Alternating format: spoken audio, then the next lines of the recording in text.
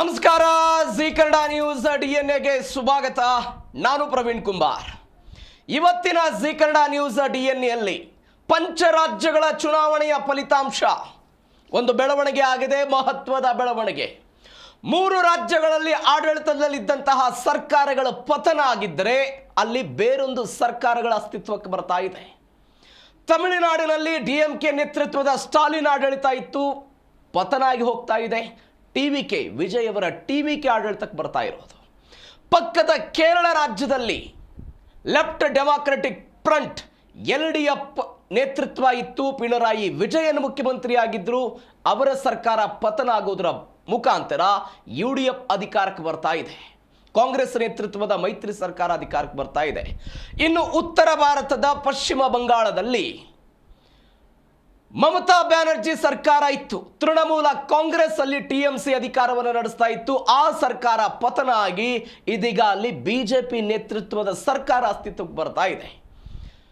ಯಾವ ಬಿಜೆಪಿಯ ಸಂಸ್ಥಾಪಕರು ಅಂತ ಕರಿತೀವಿ, ಶ್ಯಾಮ್ ಪ್ರಕಾಶ್ ಮುಖರ್ಜಿ ಅವರ ತವರು ರಾಜ್ಯ, ಶ್ಯಾಮ್ ಪ್ರಕಾಶ್ ಮುಖರ್ಜಿ ಅವರ ತವರು ರಾಜ್ಯ. ಇಲ್ಲಿ ಬಿಜೆಪಿಗೆ ಗೆಲ್ಲೋದಕ್ಕೆ ಇದುವರೆಗೂ ಕೂಡ ಸಾಧ್ಯ ಆಗಿರಲಿಲ್ಲ. ಇವತ್ತು ಚುನಾವಣೆಯಲ್ಲಿ ಗೆಲ್ಲುವ ಮುಖಾಂತರ ಬಿಜೆಪಿಯಲ್ಲಿ ಅಧಿಕಾರಕ್ಕೆ ಬರ್ತಾ ಇದೆ. ಹಾಗಾದರೆ ಪಂಚರಾಜ್ಯಗಳ ಚುನಾವಣೆಯ ಫಲಿತಾಂಶಗಳು ಏನೇನಾಯಿತು?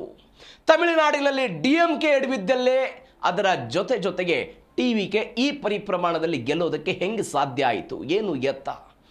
ಅದರ ಜೊತೆಗೆ ಅಸ್ಸಾಂ ಮತ್ತು ಪುದುಚೇರಿ, ಅಸ್ಸಾಂನಲ್ಲಿ ಬಿಜೆಪಿ ನೇತೃತ್ವದ ಮೈತ್ರಿಕೂಟ, ಮತ್ತೊಂದು ಕಡೆ ಪುದುಚೇರಿಯಲ್ಲಿಯೂ ಕೂಡ NDA ಮೈತ್ರಿಕೂಟ ಅಧಿಕಾರಕ್ಕೆ ಸತತ 2ನೇ ಬಾರಿಗೆ ಬರ್ತಾ ಇದೆ. ಹಾಗಾದರೆ ಪಂಚರಾಜ್ಯಗಳ ಚುನಾವಣೆಯ ಫಲಿತಾಂಶ ಮುಂದಿನ ರಾಜಕಾರಣದ ಮೇಲೆ ಏನು ಪರಿಣಾಮ ಬೀರುತ್ತೆ? ಪಕ್ಕದ ತಮಿಳುನಾಡಿನಲ್ಲಿ ಈ ಹಿಂದೆ ಸಿನಿಮಾ ನಟರಿಗೆ ಹೇಗೆ ಮಾನ್ಯತೆಯನ್ನು ಕೊಡ್ತಾ ಇದ್ರು, ಒನ್ಸ್ ಅಗೇನ್ ಅದೇ ಮಾನ್ಯತೆಯನ್ನ ದಳಪತಿ ವಿಜಯ್ ಅವರಿಗೆ ಕೊಟ್ರ. ತಮಿಳುನಾಡಿನ ರಾಜಕಾರಣದಲ್ಲಿ ಸಿನಿಮಾ ರಂಗದಿಂದ ಬಂದಂತಹ ಯಾವ್ಯಾವ ನಾಯಕ ನಟರುಗಳೆಲ್ಲರೂ ಕೂಡ ಸಕ್ಸಸ್ ಆಗಿದ್ದಾರೆ. ಎಲ್ಲ ಸುದ್ದಿಗಳನ್ನು ನೋಡ್ತಾ ಹೋಗೋಣ. ಮೊದಲ ಸುದ್ದಿ ತಮಿಳುನಾಡಿನ ಚುನಾವಣೆಗೆ ಸಂಬಂಧಪಟ್ಟದ್ದು.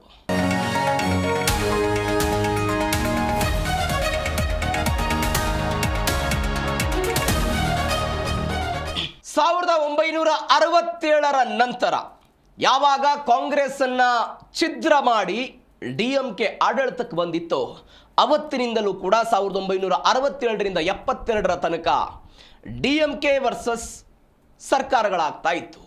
72ರಲ್ಲಿ AIADMK ಸ್ಥಾಪನೆ ಆಯಿತು. ಅಲ್ಲಿಂದ ಇಲ್ಲಿಗೆ ತನಕ 50-60 ವರ್ಷಗಳ ಕಾಲ ತಮಿಳುನಾಡು ರಾಜ್ಯವನ್ನು 2 ಪಾರ್ಟಿಗಳಾಡಿತ್ತು. ಯಾವ್ಯಾವುದು?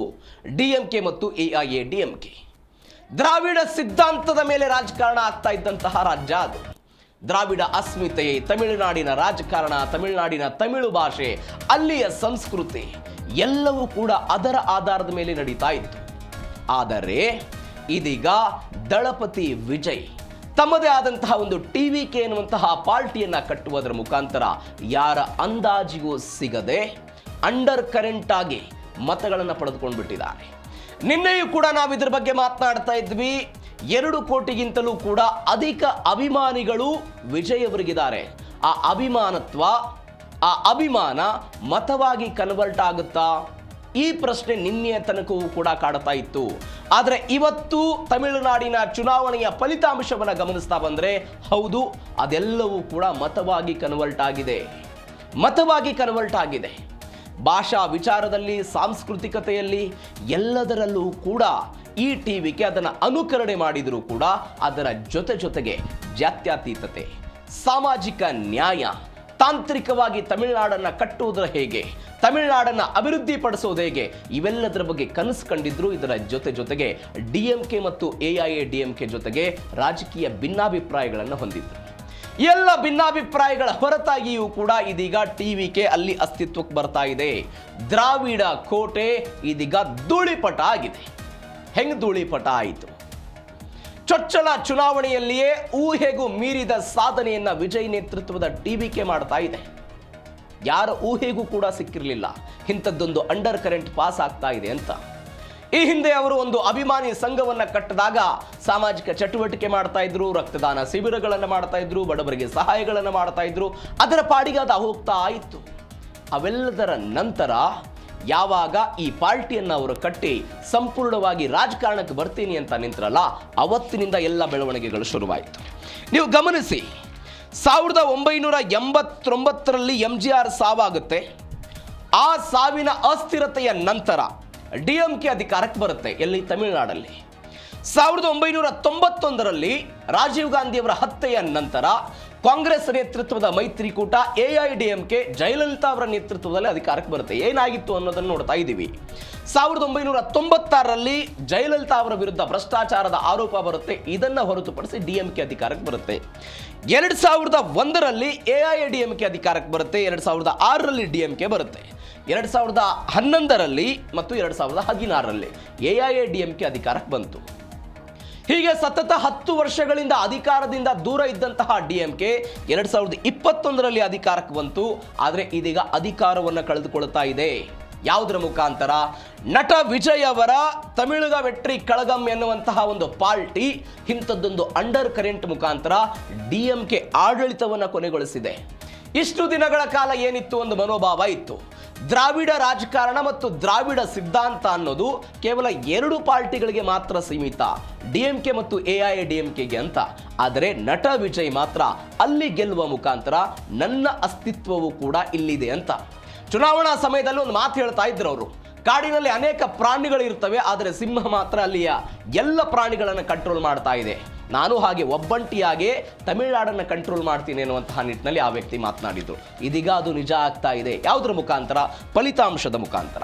ಹಾಗಾದ್ರೆ ತಮಿಳುನಾಡಿನ ಚುನಾವಣೆಯ ಫಲಿತಾಂಶ ಏನಾಯಿತು? ಚುನಾವಣೆಯ ಫಲಿತಾಂಶ ಅನ್ನೋದನ್ನು ನೋಡೋದಾದ್ರೆ DMK 74, AIADMK 51, 109 TVK, ಇದರ ಜೊತೆಗೆ ಅದರ್ಸ್ 0. 118 ಬೇಕು ಬಹುಮತಕ್ಕೆ. ತಮಿಳುನಾಡು ವಿಧಾನಸಭಾ ಚುನಾವಣೆಯಲ್ಲಿ ಸರ್ಕಾರವನ್ನು ರಚನೆ ಮಾಡಬೇಕು ಅಂತ ಹೇಳಿದ್ರೆ 118 ಸ್ಥಾನಗಳನ್ನು ಗೆಲ್ಲಬೇಕು. ಗಮನಿಸಬೇಕಾದ ಸಂಗತಿ ಅಂತ ಹೇಳಿದ್ರೆ ಇವತ್ತಿನ ಫಲಿತಾಂಶ 2021ರಲ್ಲಿ ವ್ಯತಿರಿಕ್ತ ಆಗಿತ್ತು. 234 ಕ್ಷೇತ್ರಗಳ ಪೈಕಿ 2021ರಲ್ಲಿ DMK 133 ಸ್ಥಾನಗಳನ್ನು ಗೆದ್ದಿದ್ರೆ ಕಾಂಗ್ರೆಸ್ 18 ಗೆದ್ದಿತ್ತು, AIADMK 66 ಸ್ಥಾನ ಗೆದ್ದಿತ್ತು, PMK 5 ಸ್ಥಾನ ಗೆದ್ದಿತ್ತು, BJP 4 ಸ್ಥಾನ. ಆದರೆ ಈ ಬಾರಿಯ ಫಲಿತಾಂಶವನ್ನು ಗಮನಿಸ್ತಾ ಇದ್ದೀರಿ, ಅಧೋಗತಿಗೆ ಹೋಗ್ತಾ ಇದೆ DMK. ಉಪಮುಖ್ಯಮಂತ್ರಿ ಉದಯನಿಧಿ ಸ್ಟಾಲಿನ್ ತಂದೆ ಅವರ ತಂದೆ MK ಸ್ಟಾಲಿನ್ ರಾಜ್ಯದ ಮುಖ್ಯಮಂತ್ರಿ ಆಗಿದ್ದರು. ಆಡಳಿತ ಇದ್ದಾಗಲೂ ಕೂಡ ಅಲ್ಲಿ ಬಂದಂತಹ ಅನೇಕ ಸಮಸ್ಯೆಗಳು, ಭ್ರಷ್ಟಾಚಾರದ ಆರೋಪಗಳು, ಅವರ ಬಂದಿರುವಂತಹ ಕೆಲವೊಂದಿಷ್ಟು ಅಲಿಗೇಷನ್ಗಳು, ಇವೆಲ್ಲದರ ಹೊರತಾಗಿ ಇದೀಗ DMK ಅಲ್ಲಿ ಆಡಳಿತವನ್ನು ಕಳೆದುಕೊಂಡು ಬಿಟ್ಟಿದೆ. ಇದರ ಜೊತೆಗೆ ಈ ಒಂದು ಫಲಿತಾಂಶವನ್ನು ನೀವು ನೋಡ್ತಾ ಇದ್ದೀರಿ. ಆದರೆ ಅನೇಕ ಎಕ್ಸಿಟ್ ಪೋಲ್ಗಳು ಮಾತ್ರ ಇಂಥದ್ದೊಂದು ಫಲಿತಾಂಶವನ್ನು ಕೊಟ್ಟಿರಲಿಲ್ಲ. ಅದು ಗಮನಿಸಬೇಕಾದಂತಹ ಸಂಗತಿ. ಎಲ್ಲ ಲೆಕ್ಕಾಚಾರಗಳು ಕೂಡ ಉಲ್ಟಾ ಪಲ್ಟಾ ಆಗಿದೆ ತಮಿಳುನಾಡಲ್ಲಿ. ಏನೇನಾಯ್ತು ಹಾಗಾದ್ರೆ ಉಲ್ಟಾ ಪಲ್ಟಾ? ದಳಪತಿ ವಿಜಯ್ ದ್ರಾವಿಡ ನಾಡಿನ ಕಿಂಗ್, ಇಂಥದ್ದೊಂದು ಸಮೀಕ್ಷೆಯನ್ನು ಆಕ್ಸಿಸ್ ಮೈ ಇಂಡಿಯಾ ಕೊಟ್ಟಿತ್ತು. ಅವ್ರು ಹೇಳಿದ್ರು 41% ವೋಟನ್ನು ನೀವು ಗಮನಿಸಬೇಕಾದ ಸಂಗತಿ ಅಂತ ಹೇಳಿದ್ರೆ, ಯಾವ DMK ಮತ್ತು AIADMK 2021ರ ಚುನಾವಣೆಯಲ್ಲಿ ಗಳಿಸಲಾಗದ ಮತ ಪ್ರಮಾಣವನ್ನ TVK ಗಳಿಸುತ್ತೆ ಅಂತ ಹೇಳಿದ್ರು. ಯಾಕಂದ್ರೆ DMK 37%, AIADMK 33% 2021ರ ಚುನಾವಣೆಯಲ್ಲಿ. ಆದರೆ ಮೊದಲ ಬಾರಿಗೆ ಚುನಾವಣೆಗೆ ಬಂದಿರುವಂತಹ TVK, ವಿಜಯ್ ಅವರ TVK 41% ಮತಗಳನ್ನು ಗಳಿಸುತ್ತೆ ಅಂತ ಆಕ್ಸಿಸ್ ಮೈ ಇಂಡಿಯಾ ಸರ್ವೆ ಹೇಳಿತ್ತು. ಗಮನಿಸಬೇಕಾದ ಸಂಗತಿ ಇದು. ಯಾಕೆ ಅಂತ ಹೇಳಿದ್ರೆ, ನಾನು ಇತಿಹಾಸಕ್ಕೆ ಬರ್ತೀನಿ. 1972ರಲ್ಲಿ MGR ಹೊಸ ಪಾರ್ಟಿನ AIADMKನ ಕಟ್ಟಿದಾಗ ಅವರು DMK ಅಲ್ಲಿದ್ದರು. ರಾಜಕೀಯ ಹಿನ್ನೆಲೆ ಇತ್ತು ಅವರಿಗೆ. ಆದರೆ ವಿಜಯ್ ಅವರಿಗೆ ರಾಜಕೀಯ ಹಿನ್ನೆಲೆ ಇಲ್ಲ. ಸಿನಿಮಾ ರಂಗದಲ್ಲಿ ಅತ್ಯುನ್ನತ ನಾಯಕ, ಅನೇಕ ಚಿತ್ರಗಳನ್ನು ಮಾಡಿದ್ದಾರೆ, ಎಲ್ಲವೂ ಕೂಡ ಓಕೆ. ಸಿನಿಮಾ ರಂಗದಲ್ಲಿ ಹೆಸರಿತ್ತು. ಆದರೆ ಅದನ್ನು ಹೊರತುಪಡಿಸಿ ರಾಜಕಾರಣದಲ್ಲಿ ಶೂನ್ಯ, ಯಾವ ಬೆಂಬಲ ಯಾವುದು ಕೂಡ ಇರಲಿಲ್ಲ. ಆದರೆ ಪಾರ್ಟಿಯನ್ನು ಕಟ್ಟಿದ ನಂತರ ಇವರಿಗೆ 41% ಮತಗಳು ಬರುತ್ತೆ ಅಂತ ಹೇಳಿದ್ರೆ ಇಟ್ಸ್ ಅನ್ಇಮ್ಯಾಜಿನೇಬಲ್. ಪಿ ಮಾರ್ಕ್ ಹೇಳಿತ್ತು 16ರಿಂದ 26 ಬರ್ಬೋದು ಅಂತ, ಮ್ಯಾಟ್ರಿಜ್ನವರು ಹೇಳಿದ್ರು 10ರಿಂದ 12 ಸೀಟ್ಗಳು ಬರ್ಬೋದು ಅಂತ. ಆದರೆ ಇನ್ನುಳಿದ ಬಹುತೇಕ ಪೋಲ್ಗಳು ವಿಜಯ್ಗೆ ಒಂದು 15ಕ್ಕಿಂತ ಹೆಚ್ಚು ಸೀಟ್ಗಳು ಬರಲಿಕ್ಕಿಲ್ಲ ಅನ್ನುವಂತಹ ಮಾತುಗಳನ್ನು ಅವರು ಸಮೀಕ್ಷೆಯಲ್ಲಿ ಹೇಳಿದರು. ಎಲ್ಲರ ಲೆಕ್ಕಾಚಾರ ಏನಾಗಿತ್ತು ಅಂತ ಹೇಳಿದ್ರೆ, AIADMKಗೆ ಬರುವಂತಹ ಕೆಲವೊಂದಿಷ್ಟು ಮತಗಳನ್ನು ಮತ್ತು ಕೆಲವೊಂದಿಷ್ಟು ಸ್ಥಾನಗಳನ್ನು ವಿಜಯ್ ಅವರು ಗೆಲ್ಲಬಹುದು ಅಂತ ಅನೇಕರು ಮಾತನಾಡಿದ್ರು. ನಾವು ಕೂಡ ಅಂಥದ್ದೇ ಚರ್ಚೆಗಳನ್ನು ಮಾಡಿದ್ವಿ. ಆ ಮುಖಾಂತರ ನಟ ವಿಜಯ್ ಕಿಂಗ್ ಆಗೋದಿಲ್ಲ, ಬದಲಾಗಿ ಕಿಂಗ್ ಮೇಕರ್ ಆಗಬಹುದು ಎನ್ನುವಂಥ ಚರ್ಚೆಗಳು. ಅಂದರೆ ಕುಮಾರಸ್ವಾಮಿ ಅವರು ಕರ್ನಾಟಕದಲ್ಲಿ ಪ್ರತಿ ಚುನಾವಣೆಯಲ್ಲಿ ನಾನು ಕಿಂಗ್ ಮೇಕರ್ ಅಂತ ಎಲ್ಲ ಮಾತನಾಡ್ತಾರಲ್ಲ, ಆ ರೀತಿಯಾಗಿ ತಮಿಳುನಾಡಲ್ಲಿ ಈ ಬಾರಿ ವಿಜಯ್ ಆಗಬಹುದು ಅನ್ನುವಂಥ ಲೆಕ್ಕಾಚಾರ ಇತ್ತು. ಆದರೆ ವಿಪರ್ಯಾಸ ನೋಡಿ, ಇವತ್ತು ಅವರೇ ಕಿಂಗ್ ಆಗುವಂಥ ಹಂತಕ್ಕೆ ಹೋಗ್ತಾ ಇದ್ದಾರೆ. ಇದು ತಮಿಳುನಾಡಲ್ಲಿ ಆಗ್ತಾ ಇರುವಂಥ ಬೆಳವಣಿಗೆ. ವಿಜಯ್ ಗೆಲುವಿನ ಮಹಾತಂತ್ರ ಸಿನಿಮಾ ತ್ಯಾಗದ ಪ್ರತಿಫಲ. ಸಿನಿಮಾ ತ್ಯಾಗದ ಪ್ರತಿಫಲ ಇದೆ. ಅವರು ಯಾವಾಗ ನಾನು ಸಂಪೂರ್ಣವಾಗಿ ರಾಜಕಾರಣಕ್ಕೆ ಬರ್ತೀನಿ ಅಂತ ಹೇಳಿದ್ರು, ಅವತ್ತು ಸಿನಿಮಾವನ್ನು ನಾನು ಬಿಟ್ಟು ಬಿಡ್ತೀನಿ ಅಂತ ಹೇಳಿದರು. ಅವರು ಒಂದು ಸೆಂಟೆನ್ಸ್ ಹೇಳಿದರು, ಕೊನೆಯ ಸಿನಿಮಾದ ಆಡಿಯೋ ಬಿಡುಗಡೆ ಸಮಯದಲ್ಲಿ ಒಂದು ಸೆಂಟೆನ್ಸ್ ಬಳಕೆ ಮಾಡಿದರು. ಯಾವ ಅಭಿಮಾನಿಗಳು ನನಗಾಗಿ ಎಲ್ಲವನ್ನ ತ್ಯಾಗ ಮಾಡಿದ್ದಾರೋ ಅದೇ ಅಭಿಮಾನಿಗಳಿಗಾಗಿ ನಾನು ಇವತ್ತು ಸಿನಿಮಾ ಬಿಡ್ತಾ ಇದ್ದೀನಿ ಅಂತ. ಅದರರ್ಥ ಆ ಅಭಿಮಾನಿಗಳ ರಾಜಕೀಯ ತುಡಿತ ಆ ರೀತಿಯಾಗಿತ್ತು ಅಂತ. ರಾಜಕೀಯ ತುಡಿತ ಆ ರೀತಿಯಾಗಿತ್ತು. ಅದರ ಪರಿಣಾಮವಾಗಿ ಸಿನಿಮಾವನ್ನು ಬಿಟ್ಟು ಹೊರಗಡೆ ಬಂದು ರಾಜಕಾರಣಕ್ಕೆ ನಿಂತರು. ಆ ರಾಜಕಾರಣದಲ್ಲೇ ಸಂಪೂರ್ಣವಾಗಿ ಯಶಸ್ಸನ್ನು ಕಾಣ್ತೀನಿ ಎನ್ನುವಂಥ ನಿಟ್ಟಿನಲ್ಲಿ ಅವರು ಹೇಳಿಕೆಗಳನ್ನು ಕೊಟ್ಟಿದ್ರು. ಅದರ ಭಾಗವಾಗಿ ಒಂದು ಉತ್ತುಂಗದಲ್ಲಿ ಇದ್ದಾಗಲೇ ಅದನ್ನು ತ್ಯಜಿಸಿದ್ರು, ಸಿನಿಮಾಕ್ಕಾಗಿ ಎಲ್ಲವನ್ನ ತ್ಯಾಗ ಮಾಡಿದ್ರು. ಯುವ ಜನತೆ, ಮಹಿಳೆಯರು ಎಲ್ಲರೂ ಕೂಡ ಅವ್ರಿಗೆ ಸಪೋರ್ಟ್ ಮಾಡಿದ್ದನ್ನು ನಾವು ನೋಡಿದ್ದೀವಿ. ಯಾಕಂದರೆ ಅವರೊಂದು ಯಾಪ್ ಕೂಡ ಮಾಡಿದ್ರಂತೆ. ಟಿವಿಗೆ ಒಂದು ಯಾಪ್ ಮಾಡಿ, ಆ ಯಾಪ್ ಮುಖಾಂತರ ಮಹಿಳೆಯರು, ಯುವಕರು 18ರಿಂದ 40 ವಯಸ್ಸಿನ ಈ ಏಜ್ನವ್ರು ಏನಿದ್ದಾರೆ ಅವರೆಲ್ಲರನ್ನ ಟಾರ್ಗೆಟ್ ಮಾಡೋ ಪ್ರಯತ್ನವನ್ನು ಮಾಡಿದರು. ಅದರ ಭಾಗವಾಗಿ ಅನೇಕ ಘೋಷಣೆಗಳನ್ನು ಕೂಡ ಅವರು, ಅಂದರೆ ಉಚಿತ ಘೋಷಣೆಗಳು ಹೇಗೆ ತಮಿಳುನಾಡಿನ ರಾಜಕಾರಣದಲ್ಲಿ ಪ್ರಚಲಿತದಲ್ಲಿದೆಯೋ ಅದೇ ಮಾದರಿಯಲ್ಲಿ ಅನೇಕ ಉಚಿತ ಯೋಜನೆಗಳನ್ನು ಕೂಡ ಅವರು ಘೋಷಣೆ ಮಾಡಿದ್ರು. ಅದರ ಭಾಗವಾಗಿ ಇದೀಗ ಅವರು ಕಿಂಗ್ ಆಗಿದ್ದಾರೆ. ಎಲ್ಲಿ ಅಂತ ಹೇಳಿದರೆ ತಮಿಳುನಾಡಲ್ಲಿ. ಇದರ ಜೊತೆಗೆ ಈ ಹಿಂದೆಯೂ ಕೂಡ ಜಯಲಲಿತಾ, MGR ಆಗಿರ್ಬೋದು, ಬೇರೆ ಬೇರೆದವರು ಎಲ್ಲರೂ ಕೂಡ ಸಿನಿಮಾ ರಂಗವನ್ನು ಬಿಟ್ಟು ಬಂದು ರಾಜಕಾರಣಕ್ಕಾಗಿ ನಿಂತಿದ್ರು. ಅದೇ ಮಾದರಿಯಲ್ಲಿ ವಿಜಯ್ ಅವರು ಇದೀಗ ಬಂದು ನಿಂತಿರೋದು ಸಿನಿಮಾವನ್ನು ಹೊರತುಪಡಿಸಿ. ಇದರ ಜೊತೆಗೆ ಕಿಂಗ್ ಮೇಕರ್ ಅಲ್ಲ, ಇದೀಗ ಕಿಂಗ್ ಆಗಿದ್ದಾರೆ ದಳಪತಿ ವಿಜಯ್. ಯಾವ ಕಾರಣಕ್ಕಾಗಿ ಕಿಂಗ್ ಆದ್ರು? ಕಾವೇರಿ ಡೆಲ್ಟಾ ರೈತರ ಅಸಮಾಧಾನ ಇತ್ತು. ಯಾರ ವಿರುದ್ಧ ಅಂತ ಹೇಳಿದರೆ ಇವತ್ತಿನ DMK ಸರ್ಕಾರದ ವಿರುದ್ಧ. ನಿಮಗೆ ಕಾವೇರಿ ಡೆಲ್ಟಾ ಪ್ರದೇಶ ಅಂತ ಹೇಳಿದ್ರೆ ಅನ್ನದ ತಟ್ಟಿಲು ಅಂತ ಕರೀತಾರೆ, ಅನ್ನದ ಬಟ್ಟಿಲು ಅಂತ ಕರೀತಾರೆ ಅದನ್ನು, ಆ ಪ್ರದೇಶವನ್ನು. ಯಾರು ಈ ಪ್ರದೇಶದಲ್ಲಿ ಅತಿ ಹೆಚ್ಚು ಸ್ಥಾನಗಳನ್ನು ಗೆಲ್ತಾರೋ ಅವರು ತಮಿಳುನಾಡಲ್ಲಿ ಸರ್ಕಾರವನ್ನು ರಚನೆ ಮಾಡ್ತಾರೆ ಅಂತ. ಈ ಕಾವೇರಿ ಡೆಲ್ಟಾ ಪ್ರದೇಶದಲ್ಲಿ ಒಟ್ಟು 41 ವಿಧಾನಸಭಾ ಕ್ಷೇತ್ರ ಇದೆ. 2021ರಲ್ಲಿ DMK ಈ ಪೈಕಿ 37 ಗೆದ್ದಿತ್ತು. ಆದರೆ ಇವತ್ತು ಅದರ ಪರಿಸ್ಥಿತಿ ಬಹಳ ಕಡಿಮೆ ಆಗಿದೆ. 2021ರಲ್ಲಿ ಈ ಭಾಗದ ರೈತರಿಗೆ 83 ಭರವಸೆಯನ್ನು ಕೊಟ್ಟಿದ್ರು, 10 ಭರವಸೆಗಳನ್ನು ಮಾತ್ರ ಈಡೇರಿಸಿದ್ದಾರೆ ಎನ್ನುವಂಥ ಆರೋಪ DMK ಮೇಲೆ ಇತ್ತು. ಈ ಕಾರಣಕ್ಕಾಗಿ ಓಟ್ ಎಲ್ಲವೂ ಕೂಡ ಯಾರಿಗೆ ಶಿಫ್ಟ್ ಆಯಿತು? TVKಗೆ ಶಿಫ್ಟ್ ಆಯಿತು. ತಮಿಳುನಾಡನ್ನು ಗೆಲ್ತಾರೆ ಅಂತ ಎಲ್ಲೆಲ್ಲಿ ಬರುತ್ತೆ? ತಂಜಾವೂರು ಆಗಿರ್ಬೋದು, ತಿರುವಾವೂರು ಆಗಿರ್ಬೋದು, ನಾಗಪಟ್ಟಣಂ ಆಗಿರ್ಬೋದು, ಈ ಎಲ್ಲ ಭಾಗಗಳು ಕೂಡ ಅತಿ ಹೆಚ್ಚು ಪ್ರಾಬಲ್ಯವನ್ನು ಮೆರೆಯುವಂತಹ ಕ್ಷೇತ್ರ. ಇದರ ಜೊತೆಗೆ ಸ್ಟಾಲಿನ್ ಅವರ ಮಗ ಉದಯನಿಧಿ ಸ್ಟಾಲಿನ್ ಸನಾತನ ಧರ್ಮದ ಬಗ್ಗೆ ಕೊಟ್ಟಂತ ಹೇಳಿಕೆ ಏನಂತ ಕೊಟ್ಟರು? ಹೇಳಿಕೆ ಸನಾತನ ಧರ್ಮ ಅನ್ನೋದು ಡೆಂಗ್ಯೂ, ಮಲೇರಿಯಾ, ಕೊರೋನಾ ಇದ್ದಂತೆ, ಅದರ ವಿರುದ್ಧ ಮಾತನಾಡುವುದು ಮಾತ್ರವಲ್ಲ ಅದನ್ನು ನಾವು ಹೋಗಲಾಡಿಸಬೇಕು ಅನ್ನುವಂಥ ಹೇಳಿಕೆಯನ್ನು ಕೊಟ್ಟರು. ವ್ಯಾಪಕವಾದಂಥ ವಿರೋಧ. ಹೈಕೋರ್ಟ್ ಕೂಡ ಇದೊಂದು ದ್ವೇಷ ಭಾಷಣ ಅಂತ ಚೀಮಾರಿ ಹಾಕೋ ಪ್ರಯತ್ನವನ್ನು ಮಾಡ್ತು. ಅದು ಕೂಡ ಇದೀಗ ಚುನಾವಣೆಯಲ್ಲಿ ಸೆಟ್ ಬ್ಯಾಕ್ ಆಗಿದೆ ಎನ್ನುವಂತಹ ಸುದ್ದಿಗಳು ಬರ್ತಾ ಇದೆ. ಇದರ ಜೊತೆಗೆ ತಮಿಳುನಾಡಿನ ವಿಧಾನಸಭಾ ಚುನಾವಣೆಯಲ್ಲಿ ಅನೇಕ ಜನ ಇದೀಗ ಮಕಾಡೆ ಮಲಗಿಬಿಟ್ಟಿದ್ದಾರೆ. ಅನೇಕ ಜನ ಪ್ರಮುಖರು ಸೋತಿದ್ದಾರೆ ಚುನಾವಣೆಯಲ್ಲಿ. ಯಾರ್ಯಾರು ಸೋತಿದ್ದಾರೆ? TVK ಅಲೆಯಲ್ಲಿ ಅನೇಕ ಜನ ಘಟಾನುಘಟಿಗಳು ಸೋತು ಬಿಟ್ಟಿರೋದು. ವಿಜಯ್ ಸೀಟಿಗೆ ಮಕಾಡೆ ಮಲಗಿದ್ದಾರೆ ಬಿಜೆಪಿಯ ನಾಯಕರುಗಳು. ಬಿಜೆಪಿಯ ರಾಜ್ಯಾಧ್ಯಕ್ಷ ನಾಗೇಂದ್ರನ್, ಎಲ್ ಮುರುಗನ್, ಅದರ ಜೊತೆಗೆ ಸೌಂದರ್ಯ ರಾಜನ್ ರಾಜ್ಯಪಾಲರಾಗಿದ್ದವರು. ರಾಜ್ಯಪಾಲರಾಗಿ ಅದಾದ ನಂತರ ಜನಸೇವೆಗೆ ಬರ್ತೀನಿ ಅಂತ ಹೇಳಿ ಬಿಜೆಪಿ ಸೇರ್ಪಡೆಯಾದರು. ಬಿಜೆಪಿ ಸೇರ್ಪಡೆಯಾಗಿ ಅವರು ಚುನಾವಣೆಗೆ ಬಂದರು. ಇದೀಗ ಚುನಾವಣೆಯಲ್ಲಿ ಸೋತಿದ್ದಾರೆ. ಎಲ್ ಮುರುಗನ್ ಕೇಂದ್ರ ಸಚಿವರು 2024ರ ಲೋಕಸಭಾ ಚುನಾವಣೆಯಲ್ಲಿ ಗೆದ್ದಿದ್ರು. ವಿಧಾನಸಭಾ ಚುನಾವಣೆಗೆ ಸ್ಪರ್ಧೆ ಮಾಡಿದ್ರು, ಸೋತಿದ್ದಾರೆ. ನೈನಾರ್ ನಾಗೇಂದ್ರನ್ ಅಣ್ಣಾಮಲೈ ಅವರ ನಂತರ ಬಿಜೆಪಿಯ ರಾಜ್ಯಾಧ್ಯಕ್ಷರಾಗಿ ಅವಿರೋಧವಾಗಿ ಆಯ್ಕೆಯಾದಂತಹ ವ್ಯಕ್ತಿ. ಈ ವ್ಯಕ್ತಿಯು ಕೂಡ ಚುನಾವಣೆಗೆ ಸ್ಪರ್ಧೆ ಮಾಡಿದ್ರು, ಸಾಧ್ಯವಾಗಿಲ್ಲ ಗೆಲ್ಲೋದಕ್ಕೆ. ಇದು ತಮಿಳುನಾಡಲ್ಲಿ ಈ TVKಯ ಹೊಡೆತಕ್ಕೆ ಸೋತಂತವರ ಪರಿಸ್ಥಿತಿ ಇದು. ಅಂದರೆ ನೀವು ಒಂದು ಲೆಕ್ಕಾಚಾರವನ್ನು ಗಮನಿಸಿ. TVK ಸ್ವತಂತ್ರವಾಗಿ ಸ್ಪರ್ಧೆಗೆ ಹೋಯಿತು. ಯಾವ ಬಿಜೆಪಿ ಜೊತೆಗೆ ಮೈತ್ರಿ ಆಗಲಿಲ್ಲ, DMK ಜೊತೆಗೂ ಕೂಡ ಮೈತ್ರಿ ಆಗಲಿಲ್ಲ. DMK ಒಂದು ರಾಜಕೀಯ ವಿರೋಧಿ ಅಂತ ಕರೆದ್ರೆ ಬಿಜೆಪಿ ಒಂದು ಸೈದ್ಧಾಂತಿಕ ವಿರೋಧಿ ಅಂತ ಇದೇ ವಿಜಯ್ ಅವರು ಹೇಳಿದರು. ಅಣ್ಣಾಮಲೈ ಅವರ ಲೆಕ್ಕಾಚಾರ ಏನಾಗಿತ್ತು? ನಾವು ಸ್ವತಂತ್ರವಾಗಿ ಸ್ಪರ್ಧೆ ಮಾಡೋಣ, ಯಾವುದೇ ಕಾರಣಕ್ಕೂ ಕೂಡ AIADMK ಜೊತೆಗೆ ಹೋಗೋದು ಬೇಡ. ಸೋಲ್ತೇವೋ ಗೆಲ್ತೇವೋ ಸೆಕೆಂಡರಿ, ಗೆಲ್ತೇವೋ ಸೋಲ್ತೇವೋ ಅದು ಸೆಕೆಂಡರಿ, ಆದರೆ ನಾವು ಸ್ವತಂತ್ರವಾಗಿ ಸ್ಪರ್ಧೆ ಮಾಡೋಣ ಅನ್ನುವಂತಹ ಮಾತುಗಳನ್ನು ಯಾರು ಮಾತನಾಡಿದ್ರು? ಅಣ್ಣಾಮಲೈ ಅವರು ಮಾತನಾಡಿದರು. ಆದರೆ ಕೇಂದ್ರ ಸರ್ಕಾರ ಅಂದರೆ ಬಿಜೆಪಿ ಹೈಕಮಾಂಡ್ ಅದಕ್ಕೆ ಸೊಪ್ಪು ಹಾಕದೆ AIADMK ಜೊತೆಗೆ ಮೈತ್ರಿಯನ್ನು ಮಾಡಿಕೊಳ್ತು. ಇದು ಕೂಡ ಬಿಜೆಪಿಗೆ ಅಲ್ಲಿ ಸೆಟ್ ಬ್ಯಾಕ್ ಆಯ್ತಾ ಅನ್ನುವಂಥ ಪ್ರಶ್ನೆಗಳಿದೆ. ಬಿಕಾಸ್ ಅತ್ಯಂತ ಕಡಿಮೆ ಪ್ರಮಾಣದ ಮತವನ್ನು ಗಳಿಸುವುದಕ್ಕೆ ಬಿಜೆಪಿಗೆ ಸಾಧ್ಯ ಆಗ್ತಾ ಇದೆ. ಇದು ತಮಿಳುನಾಡಿನ ವಿಧಾನಸಭಾ ಚುನಾವಣೆಯ ಫಲಿತಾಂಶ. ಮತ್ತೊಂದು ರಾಜ್ಯ ಪಶ್ಚಿಮ ಬಂಗಾಳ. ಪಶ್ಚಿಮ ಬಂಗಾಳದಲ್ಲಿ ಏನಾಗಬಹುದು ಎನ್ನುವಂತಹ ಕುತೂಹಲ ಎಲ್ಲರಲ್ಲೂ ಕೂಡ ಇತ್ತು.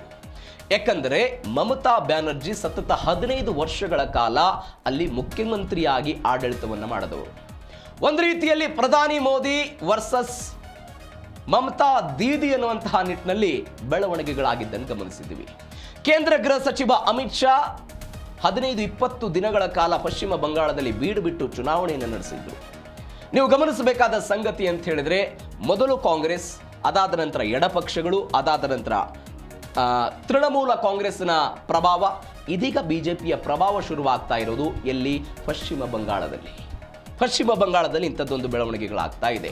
ಹಾಗಾದರೆ ಬಿಜೆಪಿಯ ಈ ಹೋರಾಟ ಸಾಮಾನ್ಯವಾಗಿತ್ತ? ಖಂಡಿತ ಇಲ್ಲ. ನಾನು ಮಧ್ಯಾಹ್ನ ಕೂಡ ಮಾತನಾಡ್ತಾ ಇದ್ದೆ, 1952ರ ಲೋಕಸಭಾ ಚುನಾವಣೆಯಲ್ಲಿ ಬಿಜೆಪಿ ಅಂದರೆ ಅವತ್ತಿನ ಪಾರ್ಟಿ ಬಿಜೆಪಿ ಕೇವಲ 3 ಲೋಕಸಭಾ ಕ್ಷೇತ್ರಗಳಲ್ಲಿ ಗೆದ್ದಿತ್ತು. ಆ 3ರ ಪೈಕಿ 2 ಪಶ್ಚಿಮ ಬಂಗಾಳದಲ್ಲಿ ಗೆಲ್ಲೋದಕ್ಕೆ ಸಾಧ್ಯ ಆಗಿತ್ತು ಅವರಿಗೆ. ಏಕೆಂದರೆ ನಾನು ಆವಾಗಲೇ ಹೇಳಿದೆ, ಆ ಪಾರ್ಟಿಯನ್ನು ಕಟ್ಟಿದಂಥ ಶ್ಯಾಮ್ ಪ್ರಕಾಶ್ ಮುಖರ್ಜಿಯವರ ತವರು ರಾಜ್ಯ, ಗೆಲ್ಲೋದಕ್ಕೆ ಸಾಧ್ಯ ಆಗಿರಲಿಲ್ಲ. ಇದೀಗ ಅವರು ಗೆದ್ದಿದ್ದಾರೆ. ಹೆಂಗೆ ಸಾಧ್ಯ ಆಯಿತು? ಬಂಗಾಳದ ಮಣ್ಣಲ್ಲಿ ಇದೀಗ ಕಮಲ ಅರಳಿ ಬಿಟ್ಟಿದೆ.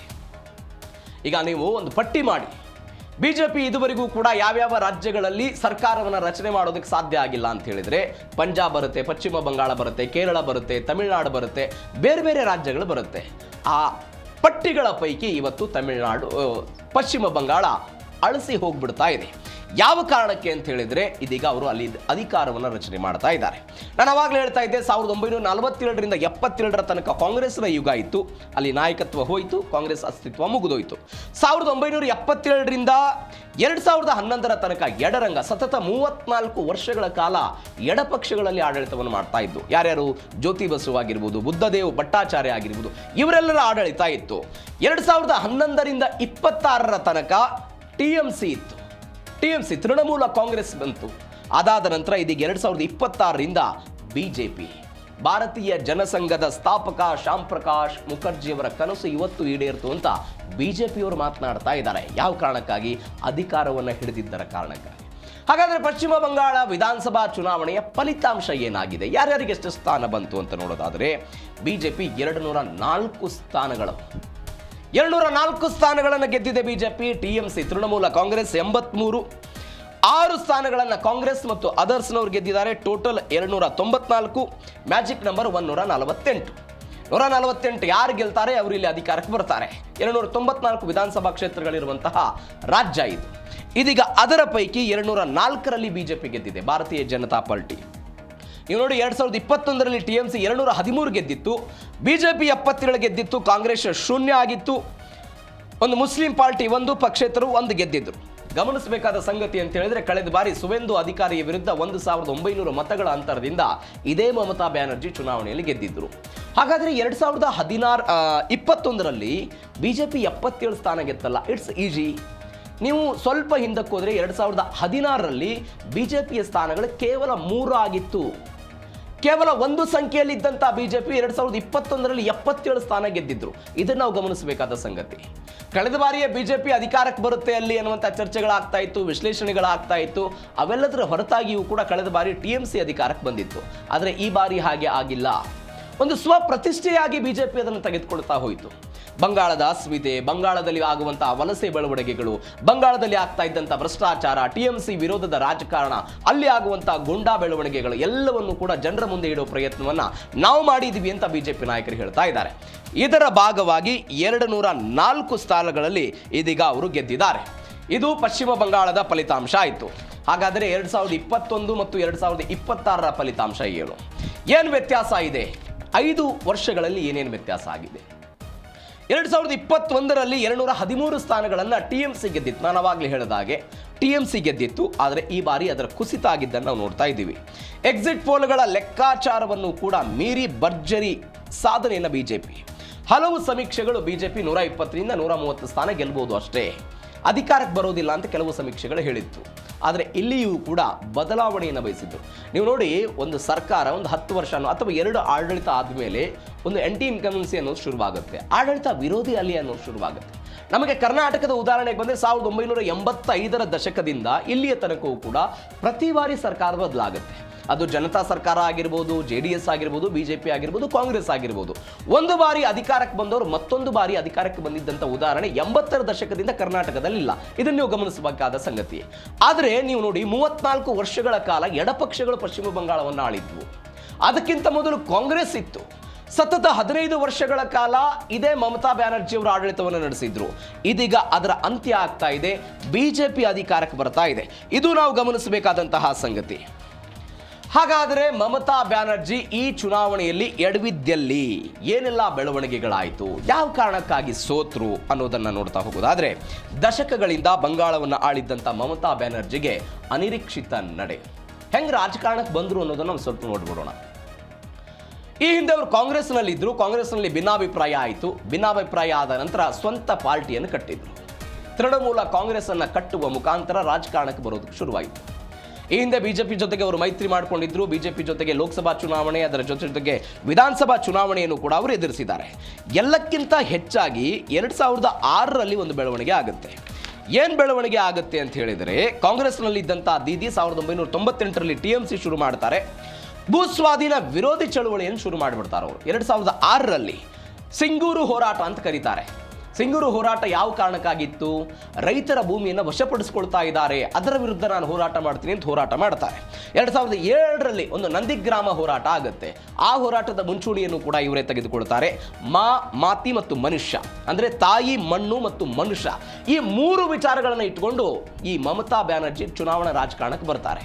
ಆದರೆ 2011ರಲ್ಲಿ ಅಧಿಕಾರವನ್ನು ಹಿಡಿದುಕೊಂಡು ಇವರು ಅಧಿಕಾರವನ್ನು ನಡೆಸೋದಕ್ಕೆ ಶುರು ಮಾಡ್ತಾರೆ. ಇವರು ಫಿಕ್ಸ್ ಮಾಡಿದ್ದಂಥ ಅಸೆಟ್ಗಳು ಏನಾಗಿತ್ತು ಅಂತ ಹೇಳಿದ್ರೆ, BJP ಹೊರಗಿನ ಪಾರ್ಟಿ, ಪಶ್ಚಿಮ ಬಂಗಾಳಕ್ಕೆ ಬಂಗಾಳದ ಮಗಳೇ ಬೇಕು ಅಂತ ಹೇಳುವಂತಹ ಪ್ರಯತ್ನಗಳನ್ನು ಮಾಡ್ತಾ ಬಂದಿದ್ರು. ಬಂಗಾಳಕ್ಕೆ ಹೊರಗಿನವರು ಬೇಡ, ಬಂಗಾಳದ ಮಗಳೇ ಬಂಗಾಳವನ್ನು ನೋಡ್ಕೊಳ್ತಾರೆ ಅಂತ ಇದೇ ಮಮತಾ ಬ್ಯಾನರ್ಜಿ ಮಾಡಿದ್ರು. ಅವರು ಅಧಿಕಾರಕ್ಕೆ ಬರುವಂತಹ ಸಮಯದಲ್ಲಿ ಪರಿವರ್ತನ್ ಅನ್ನುವಂಥ ಒಂದು ಟ್ಯಾಗ್ಲೈನ್ ಮುಖಾಂತರ ಅಧಿಕಾರಕ್ಕೆ ಬಂದಿದ್ರು. ಅಂದರೆ ನೀವು ನರೇಂದ್ರ ಮೋದಿ ಅವರ ಅಧಿಕಾರಕ್ಕೆ ಬರುವಾಗ 2019ರಲ್ಲಿ ಅಬ್ಕಿ ಬಾರ್ ಮೋದಿ ಸರ್ಕಾರ ಅನ್ನುವಂಥ ಸ್ಲೋಗನ್ಗಳನ್ನು ತಂದಿದ್ರಲ್ಲ, ಅದೇ ರೀತಿಯಾಗಿ ಪರಿವರ್ತನ್ ಅನ್ನುವಂಥದ್ದನ್ನು, ಅಂದರೆ ಕಮ್ಯುನಿಸ್ಟ್ ಆಡಳಿತದಿಂದ ಇಡೀ ಪಶ್ಚಿಮ ಬಂಗಾಳವನ್ನು ನಾವು ಪರಿವರ್ತನೆ ಮಾಡ್ತೀವಿ ಅನ್ನುವಂಥ ನಿಟ್ಟಿನಲ್ಲಿ ಬಂದಿದ್ದರು. ಆದರೆ ಅನೇಕ ಬೆಳವಣಿಗೆಗಳಿಂದ ಈ ಬಾರಿ ಅವರು ಚುನಾವಣೆಯನ್ನು ಸೋತಿದ್ದಾರೆ. ಇದು ಯಾವ ಕಾರಣಕ್ಕಾಗಿ ಎಡವಿದ್ರು, ಏನು ಎತ್ತ ಅನ್ನೋದನ್ನು ನಾವು ನೋಡ್ತಾ ಇದ್ದೀವಿ. TMC ಭದ್ರಕೋಟೆಯಲ್ಲೇ ಇದೀಗ ಎಲ್ಲವೂ ಕನ್ನ ಹಾಕಿ ಎಲ್ಲವೂ ಆಗಿದೆ. ಹಾಗಾದರೆ ಸೋಲಿಗೆ ಪ್ರಮುಖ ಕಾರಣಗಳೇನು? ಮಮತಾ ಬ್ಯಾನರ್ಜಿಯ ಸೋಲಿಗೆ ಪ್ರಮುಖ ಕಾರಣಗಳೇನು? ಸಹಜವಾಗಿ ಆಡಳಿತ ವಿರೋಧಿ ಅಲೆ ಮತ್ತು ಪಕ್ಷದ ನಾಯಕರ ಭ್ರಷ್ಟಾಚಾರಗಳು. 2 ದಿನಗಳ ಹಿಂದೆ ಇದೇ DNAಯಲ್ಲಿ ನಾವು ಒಂದು ಸುದ್ದಿ ನೋಡಿದ್ವಿ. TMC ಒಂದು ಆಂತರಿಕ ರಿಪೋರ್ಟನ್ನು ತಯಾರು ಮಾಡಿದೆ. ಆ ಆಂತರಿಕ ರಿಪೋರ್ಟ್ನಲ್ಲಿ ಕೆಲವೊಂದಿಷ್ಟು ವರದಿಗಳು ಬಹಿರಂಗ ಆಗಿದೆ. ಅದರಲ್ಲಿ ಕೆಲವೊಂದಿಷ್ಟು ಪಕ್ಷ ವಿರೋಧಿ ಚಟುವಟಿಕೆಗಳಾಗಿದೆ. ಆ ಕಾರಣಕ್ಕಾಗಿ ನಮಗೆ ಸೋಲಾಗುತ್ತೆ ಅಂತ. ಆಡಳಿತ ವಿರೋಧಿ ಅಲೆ ನಾನು ಅವಾಗಲೇ ಹೇಳಿದೆ, 2 ಆಡಳಿತ ಆದಮೇಲೆ ಸಹಜವಾಗಿ ವಿರೋಧಿ ಅಲೆ ಬಂದ್ಬಿಡುತ್ತೆ. ಅದು ಕೂಡ ಆಗಿದೆ. ಅತಿಯಾದ ಮುಸ್ಲಿಂ ತುಷ್ಟೀಕರಣ, ಇದನ್ನು ನಾವು ಗಮನಿಸಬೇಕಾದಂತಹ ಸಂಗತಿ. ಯಾಕೆ ಅಂತ ಹೇಳಿದರೆ, ಪರಿವರ್ತನ್ ಮುಖಾಂತರ ಅಧಿಕಾರಕ್ಕೆ ಬಂದಂತಹ ದೀದಿ ಕೈಗಾರಿಕೆಗಳ ಬೆಳವಣಿಗೆಗೆ ಬಿಡಲಿಲ್ಲ, ಅಲ್ಲಿ ದೊಡ್ಡ ಮಟ್ಟದ ಉದ್ಯೋಗಾವಕಾಶಗಳು ಸಿಗಲಿಲ್ಲ. ಇದರ ವಿರುದ್ಧ ಯುವಕರೆಲ್ಲ ರಸ್ತೆಗೆ ಬಂದು ಪ್ರತಿಭಟನೆ ಮಾಡೋದಕ್ಕೆ ಶುರುವಾಯಿತು.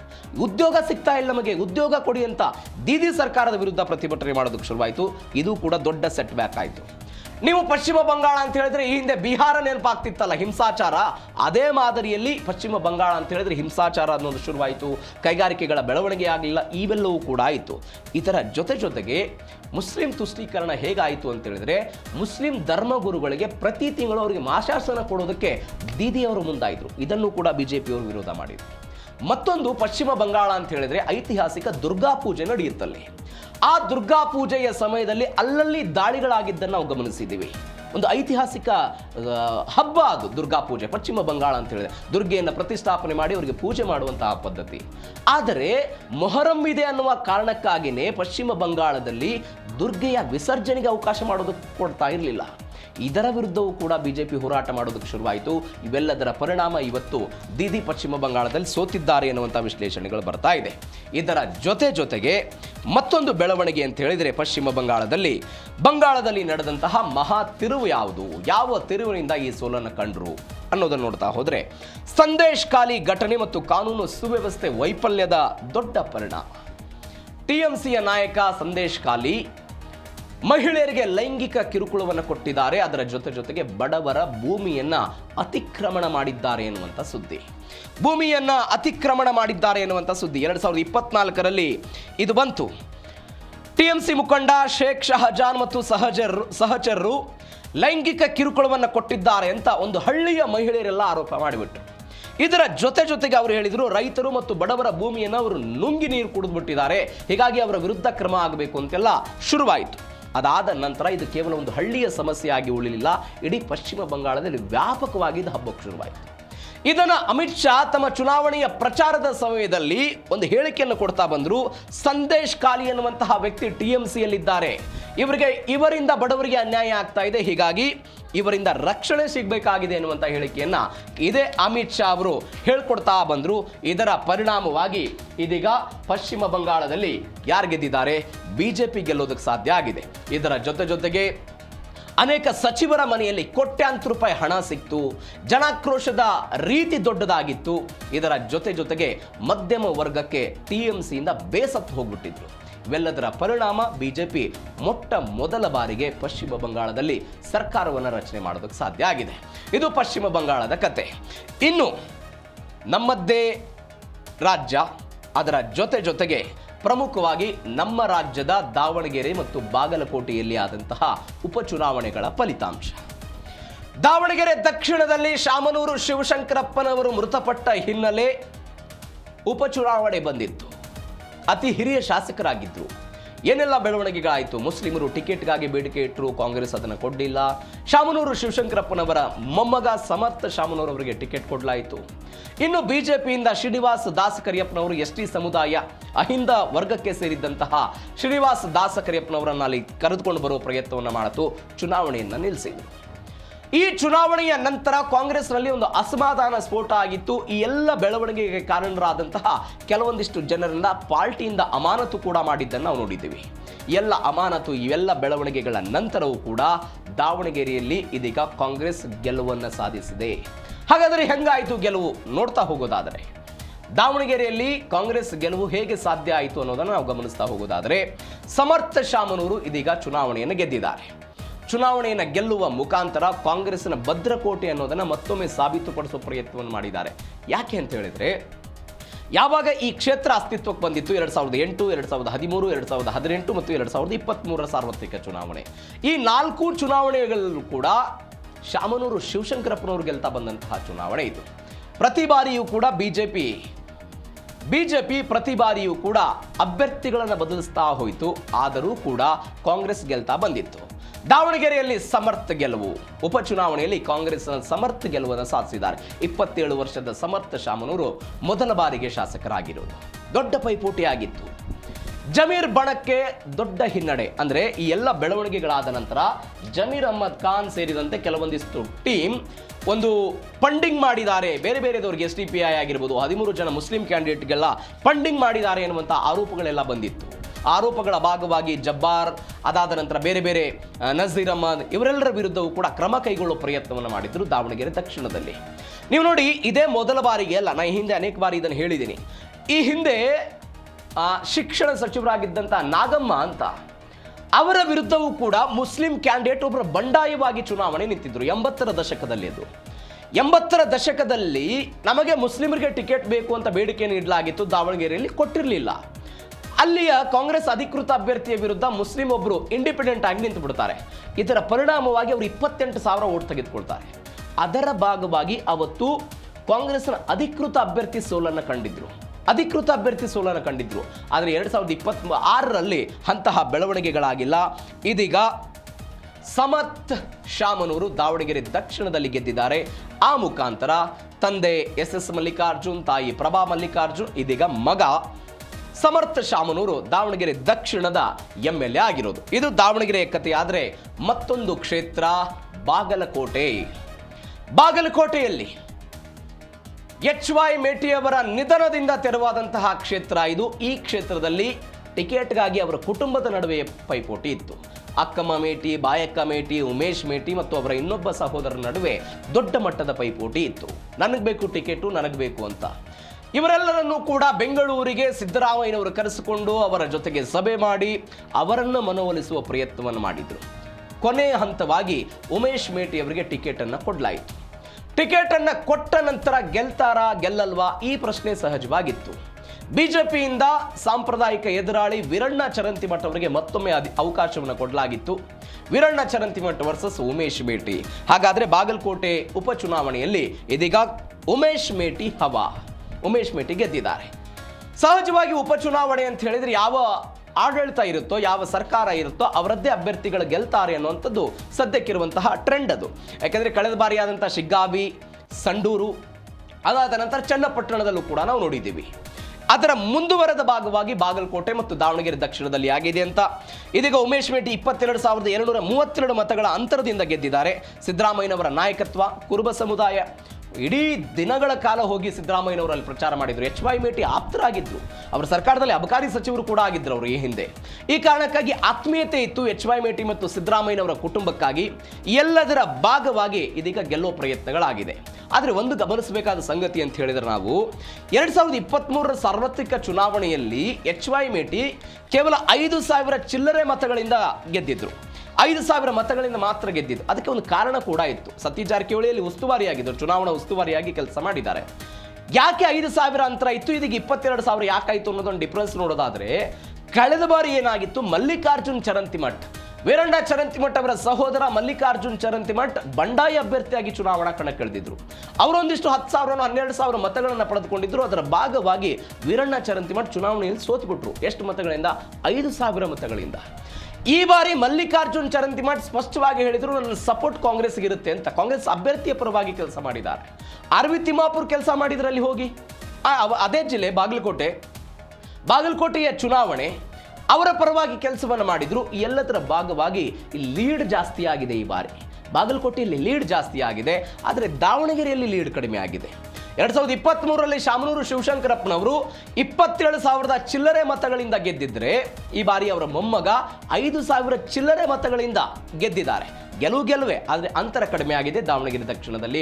ಆದರೆ ಬಾಗಲಕೋಟೆಯಲ್ಲಿ ಅಂತರ ಜಾಸ್ತಿ ಆಗಿದೆ. 5,000ದಿಂದ ಹಿಡಿದು ಅದು 22,000ಕ್ಕೆ ಏರಿಕೆ ಆಗಿದೆ. ಇದು ಕರ್ನಾಟಕದ ಬೈ ಎಲೆಕ್ಷನ್ ರಿಸಲ್ಟ್.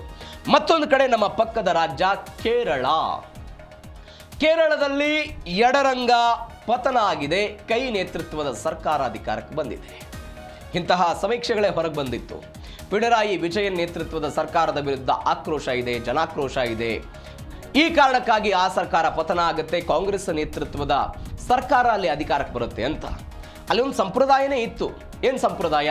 ಒಂದು ಬಾರಿ LDF, ಒಂದು ಬಾರಿ UDF, ಒಂದು ಬಾರಿ ಅವರ ಅಧಿಕಾರಕ್ಕೆ, ಮತ್ತೊಂದು ಬಾರಿ ಇವರು ಅಧಿಕಾರಕ್ಕೆ ಬರುವಂಥ ಸಂಪ್ರದಾಯ ಇತ್ತು. ಆದರೆ 2016ರಲ್ಲಿ ಗೆದ್ದಂತಹ ಪಿಣರಾಯಿ ವಿಜಯನ್ ನೇತೃತ್ವದ ಮೈತ್ರಿಕೂಟ 2021ರಲ್ಲೂ ಕೂಡ ಗೆದ್ದು ಹೋಗ್ಬಿಟ್ಟಿತ್ತು.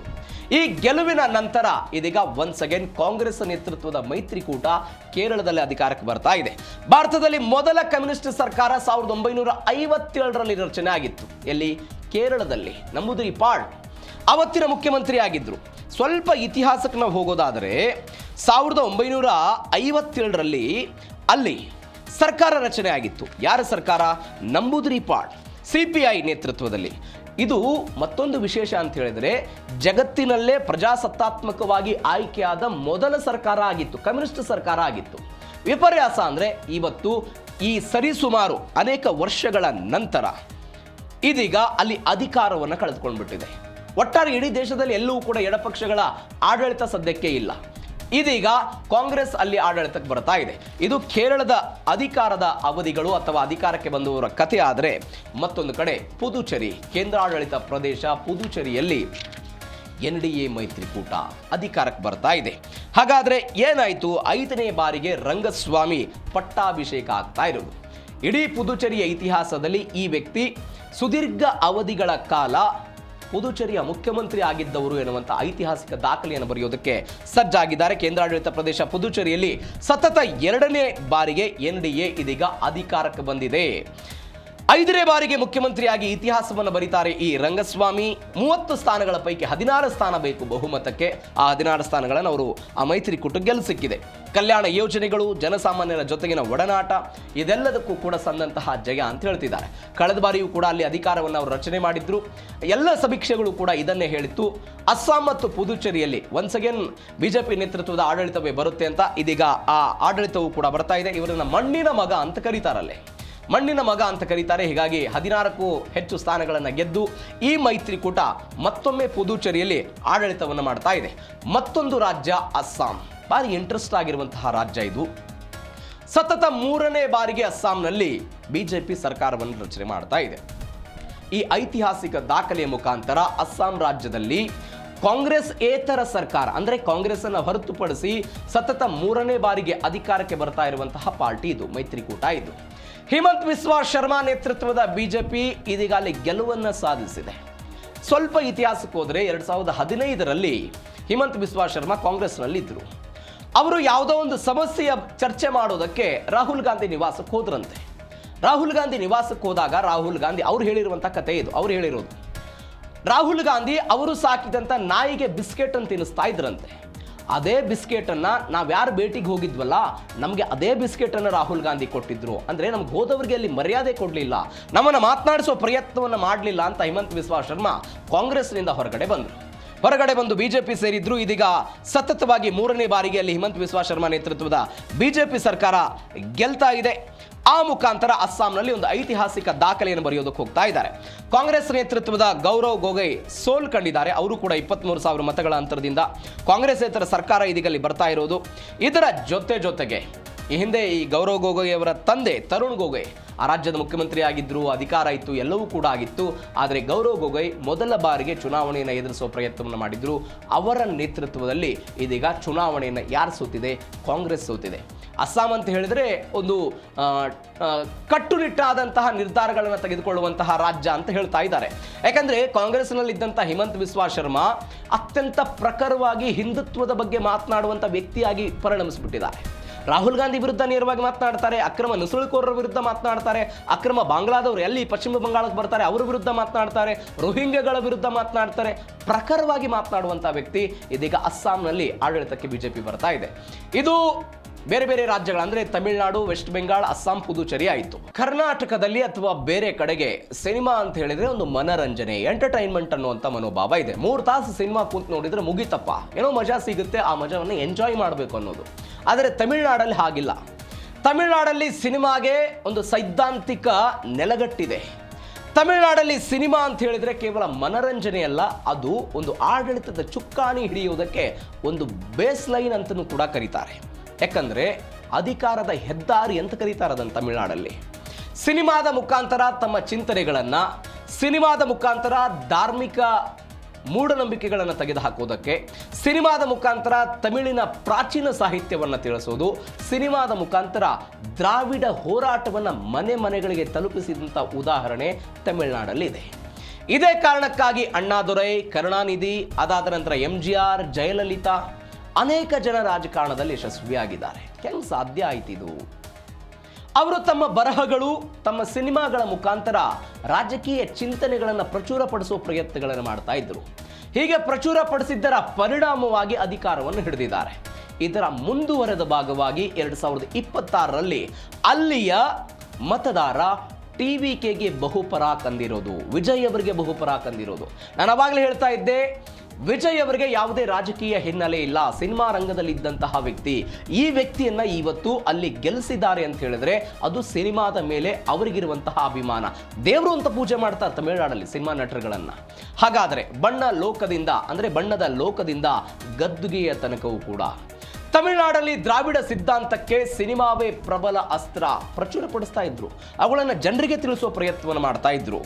2026 ಚುನಾವಣೆಯಲ್ಲಿ ಇದೀಗ ನಟ ವಿಜಯ್ ಅವರ TVK ಹೊರಗಡೆ ಬಂದಿದೆ.